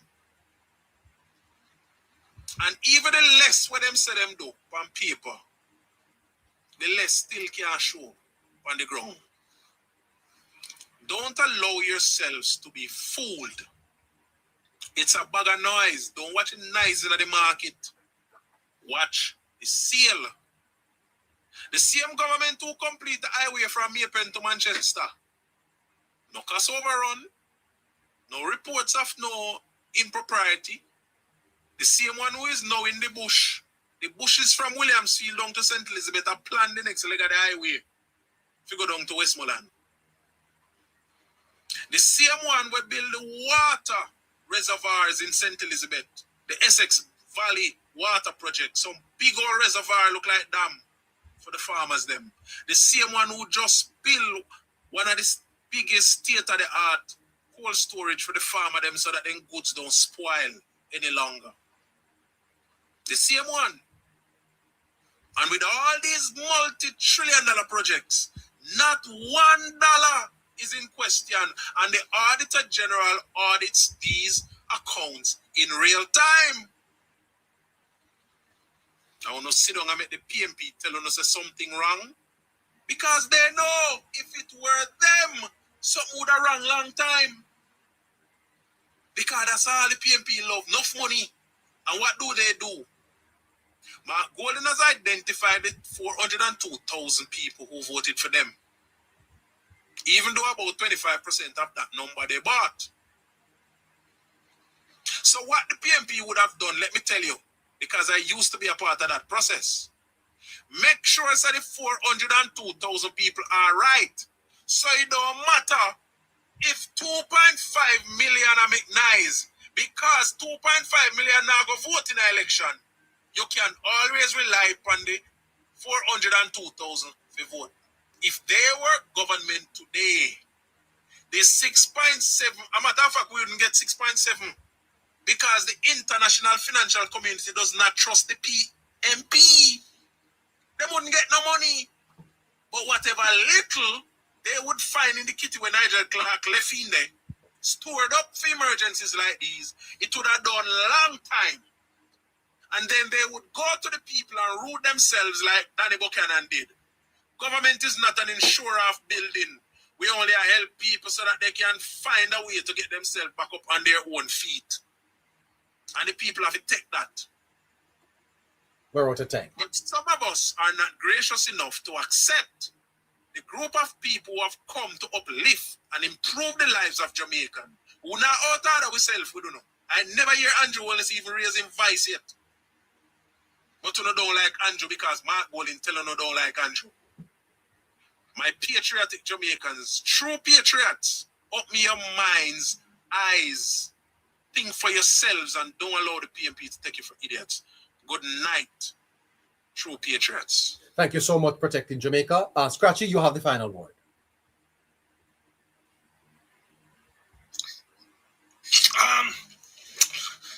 For me, neighbor, you know, when you look at the PNP, neighbor, you look at where Jamaica is right now to where we're coming from, neighbor, we have to be proud. You know, I talk about that this morning, neighbor, about being proud, neighbor, but what I continue to call for, neighbor, is persons who consider themselves well-thinking Jamaicans, neighbor. Persons who consider themselves not to be a part of any political organization or any political divide. Yes. They brand themselves as being neutrals, neighbor. These persons, neighbor, they are too silent. When time certain things happen, neighbor, these persons remain silent. And we need these persons to be more vocal, because once you get these persons to be more vocal, neighbor, that is when, neighbor, PNP, member of Parliament, neighbor, will start to look into themselves and take things more serious, neighbor, because, as I said earlier, neighbor, if only supporters of the Jamaica Labour Party is calling out the PNP mishaps and the PNP discuss, neighbor, it is not going to get any real merit that it's supposed to get, neighbor. It is going to be seen as political. It's going to say, oh, because we are Labour, right? And them know, say, yeah, we support the Jamaica Labour Party and the government, neighbor. So it doesn't seem like a tit for tat. You do this already, me do that already, neighbor. So the ones who call themselves the neutrals, neighbor, they are the ones, neighbor, who need to make them make them voice more vocal, neighbor. That's why the PNP continue to do what the PNP is doing, neighbor. Continue to be an opposition party, neighbor, and continue to move as if Jamaica is a coalition government, neighbor. Because, neighbor, whenever they do their mishaps, whenever they reach into some time of foul act, neighbor, the full, neighbor, penalty is not meted out to them, neighbor. They are not called out by media. They are not called out by civil society. And they are not called out, neighbor, by well-thinking Jamaicans. So that is why these guys continue to do what they are doing, neighbor. It is getting to a boiling point now where we see opposition, where this opposition party, neighbor, is none like any other opposition we have seen before, neighbor. Where this is probably the worst opposition that we've ever seen, ever. And as I said before, neighbor, it is a result of who the leader is. And you know, we always talk about the co-leaders, neighbor. Both Sylvester and the other one there, neighbor. So both of them, neighbor, when you look at them, neighbor, you have to understand, neighbor, that these guys, neighbor, are really the ones, neighbor, who's the reason why Jamaica is suffering from a lot of what we are suffering now, neighbor. Because when you look at even the two co-leaders of the People's National Party, neighbor, and I made reference to this morning, neighbor. When you hear Christopher Tufton talking about who don't trust themselves, neighbor, and who don't trust themselves, they don't trust themselves, neighbor. Both Sylvester, neighbor, and Garfield, neighbor. Sylvester and Garfield, neighbor, use certain information, inside information that they have, neighbor, in their respective role that they were offering, neighbor, to the present government at that time, neighbor. They knew what was going on with the system, neighbor. They knew, they have an idea of the numbers, and they bet, neighbor. They put a wage on, neighbor, and the backs of the suffering and the Jamaicans, neighbor, and the business class and the middle class of Jamaica, neighbor. And it was so sad, neighbor, that the economy crashed. And while the economy crashed, neighbor, Sylvester and Garfield, neighbor, were the two winners, neighbor, out of almost 2 million people at the time. So it goes to show, neighbor, that is why now Sylvester and Garfield now, neighbor, the table have turned. And they are now both in leadership position or leadership role in a political organization, neighbor, while in government that they benefit and enrich themselves from. So now when they see the Jamaica Labour Party now coming now with a bill like Nara neighbor, they hear the extent of the cash amount neighbor, or over $3 trillion or stuff like that. So this neighbor rose them neighbor, and we must also take in consideration neighbor that both Sylvester and Garfield neighbor, they are bankers neighbor, they are money sharks. When they hear about these type of figure neighbor, all they can see neighbor is how they can piggyback off the back of it, what part or portion of this that they can get because they are bankers neighbor, and all them can see is profit. So what they want to do now neighbor is try to see how best they can stop the Jamaica Labour Party neighbor from doing this, because they are of the belief neighbor that the same way how they govern, that is how the Jamaica Labour Party neighbor govern neighbor through nepotism or cronyism neighbor, or giving person inside information as to how the numbers of the economy look at the time neighbor. So persons can put wages neighbor on the backs of poor people, at the backs of our middle class neighbor. Where we see the middle class neighbor, middle class crumbled as a result of Sylvester and Garfield. So I must say neighbor that Sylvester and Garfield neighbor are two persons who should never in the history of Jamaica neighbor be a part of our political system neighbor. Because when the rest of the country neighbor was weeping and mourning, Sylvester neighbor and Garfield neighbor were reaping profit after profit neighbor, because they knew what was going to happen neighbor and put a wager on the back of this country's economy neighbor. Border treason neighbor, financial treason neighbor, financial treason to keep borders. And I definitely think neighbor that Sylvester and Garfield especially neighbor should not be a part of this parliamentary system, should not ever hold any form of government structure or any parliamentary position in Jamaica neighbor, because of how they benefited neighbor. And we still haven't reached full potential neighbor as a result of FinSac. Because when FinSac crashed neighbor, and both Garfield and Sylvester benefited, what Sylvester and Garfield did neighbor was take away neighbor from the resources neighbor to fully fund the police force at that time neighbor. Take away neighbor from the resources neighbor to fully pay public sector workers at that time neighbor. Take away from the resources neighbor to fully furnish and refurbish hospitals and health centers neighbor. Take away the resources neighbor to fully roll out Jamaica road network and stuff like that. So both Sylvester and Garfield neighbor are two persons in the history of Jamaica neighbor who benefited off the backs of Jamaica neighbor, break a wage on the back of Jamaica neighbor, and they came out successful. They won that wage neighbor with in contingent neighbor with the present government of the time neighbor. And all I can say again neighbor in closing is that the man, and I don't mean anything bad by this neighbor, but the man neighbor who conceptualized, the man who formed the People's National Party neighbor, he did Jamaica grave injustice neighbor when he went into his thoughts neighbor and his mind neighbor and created this political organization called the People's National Party neighbor. The People's National Party is the biggest disgrace to Jamaica neighbor, is the biggest destruction to Jamaica neighbor. PNP is 10 times Hurricane Melissa, PNP is 10 times poverty, PNP is 10 times unemployment. Neighbor, the PNP is the reason why Jamaicans are suffering. The PNP is the reason why our road network was in the condition it is in. The PNP is the reason why our schools neighbor is in the condition it is in neighbor.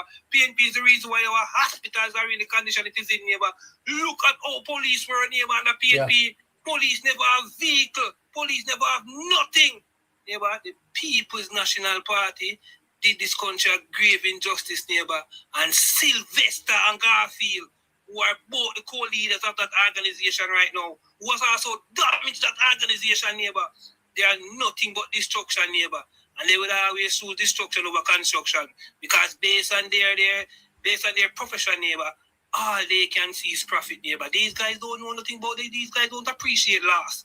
All they can see is profit. I know they can benefit off the backs of well-thinking Jamaicans. And when Jamaicans went out September 3rd, neighbor, and gave Andrew Michael Onis and the Jamaica Labour Party this unprecedented third term, neighbor, every single person who voted for the Jamaica Labour Party should be proud of themselves, neighbor, should be so proud of themselves to know that you helped save this nation. You all, with the dip of your finger in that ink, you helped save Jamaica. You played a vital role in saving Jamaica more than any other thing what you could have done. You played a vital role in that in Jamaica, neighbor, from Sylvester and Garfield. Because if we had a return of Sylvester and Garfield, I can tell you, neighbor, they are both two cats, neighbor, but dog with a name supper. Thank you so much, Krusty. Thank you so much for such a brilliant summary of tonight's program. Listeners, we're out of time. Want to thank the moderator, Caroline. Want to thank the technical director, Shafreen. Want to thank our resident analyst, Scratchy, protecting Joshua, and of course, member Harry. Want to thank you, all our listeners, for tuning into the program tonight, and to invite you to join us again tomorrow at 7 o'clock in the PM, when we will do this all over again for you. Unfortunately, tomorrow, being Thursday, we will not be on, but I think we'll be back on Friday morning. Until then, want to wish for you and yours a fantastic night. Neighbor, just a quick correction before you go. You did say we're not on tomorrow. No, we will not be on tomorrow morning, but we will be on in the afternoon. 7 p.m. Yeah. Great. All right. So that's it for us. So we had a long shift. We've actually been on from last night, 7 o'clock. Many of our members have yet to catch up on some sleep. Take good care of yourself, everybody.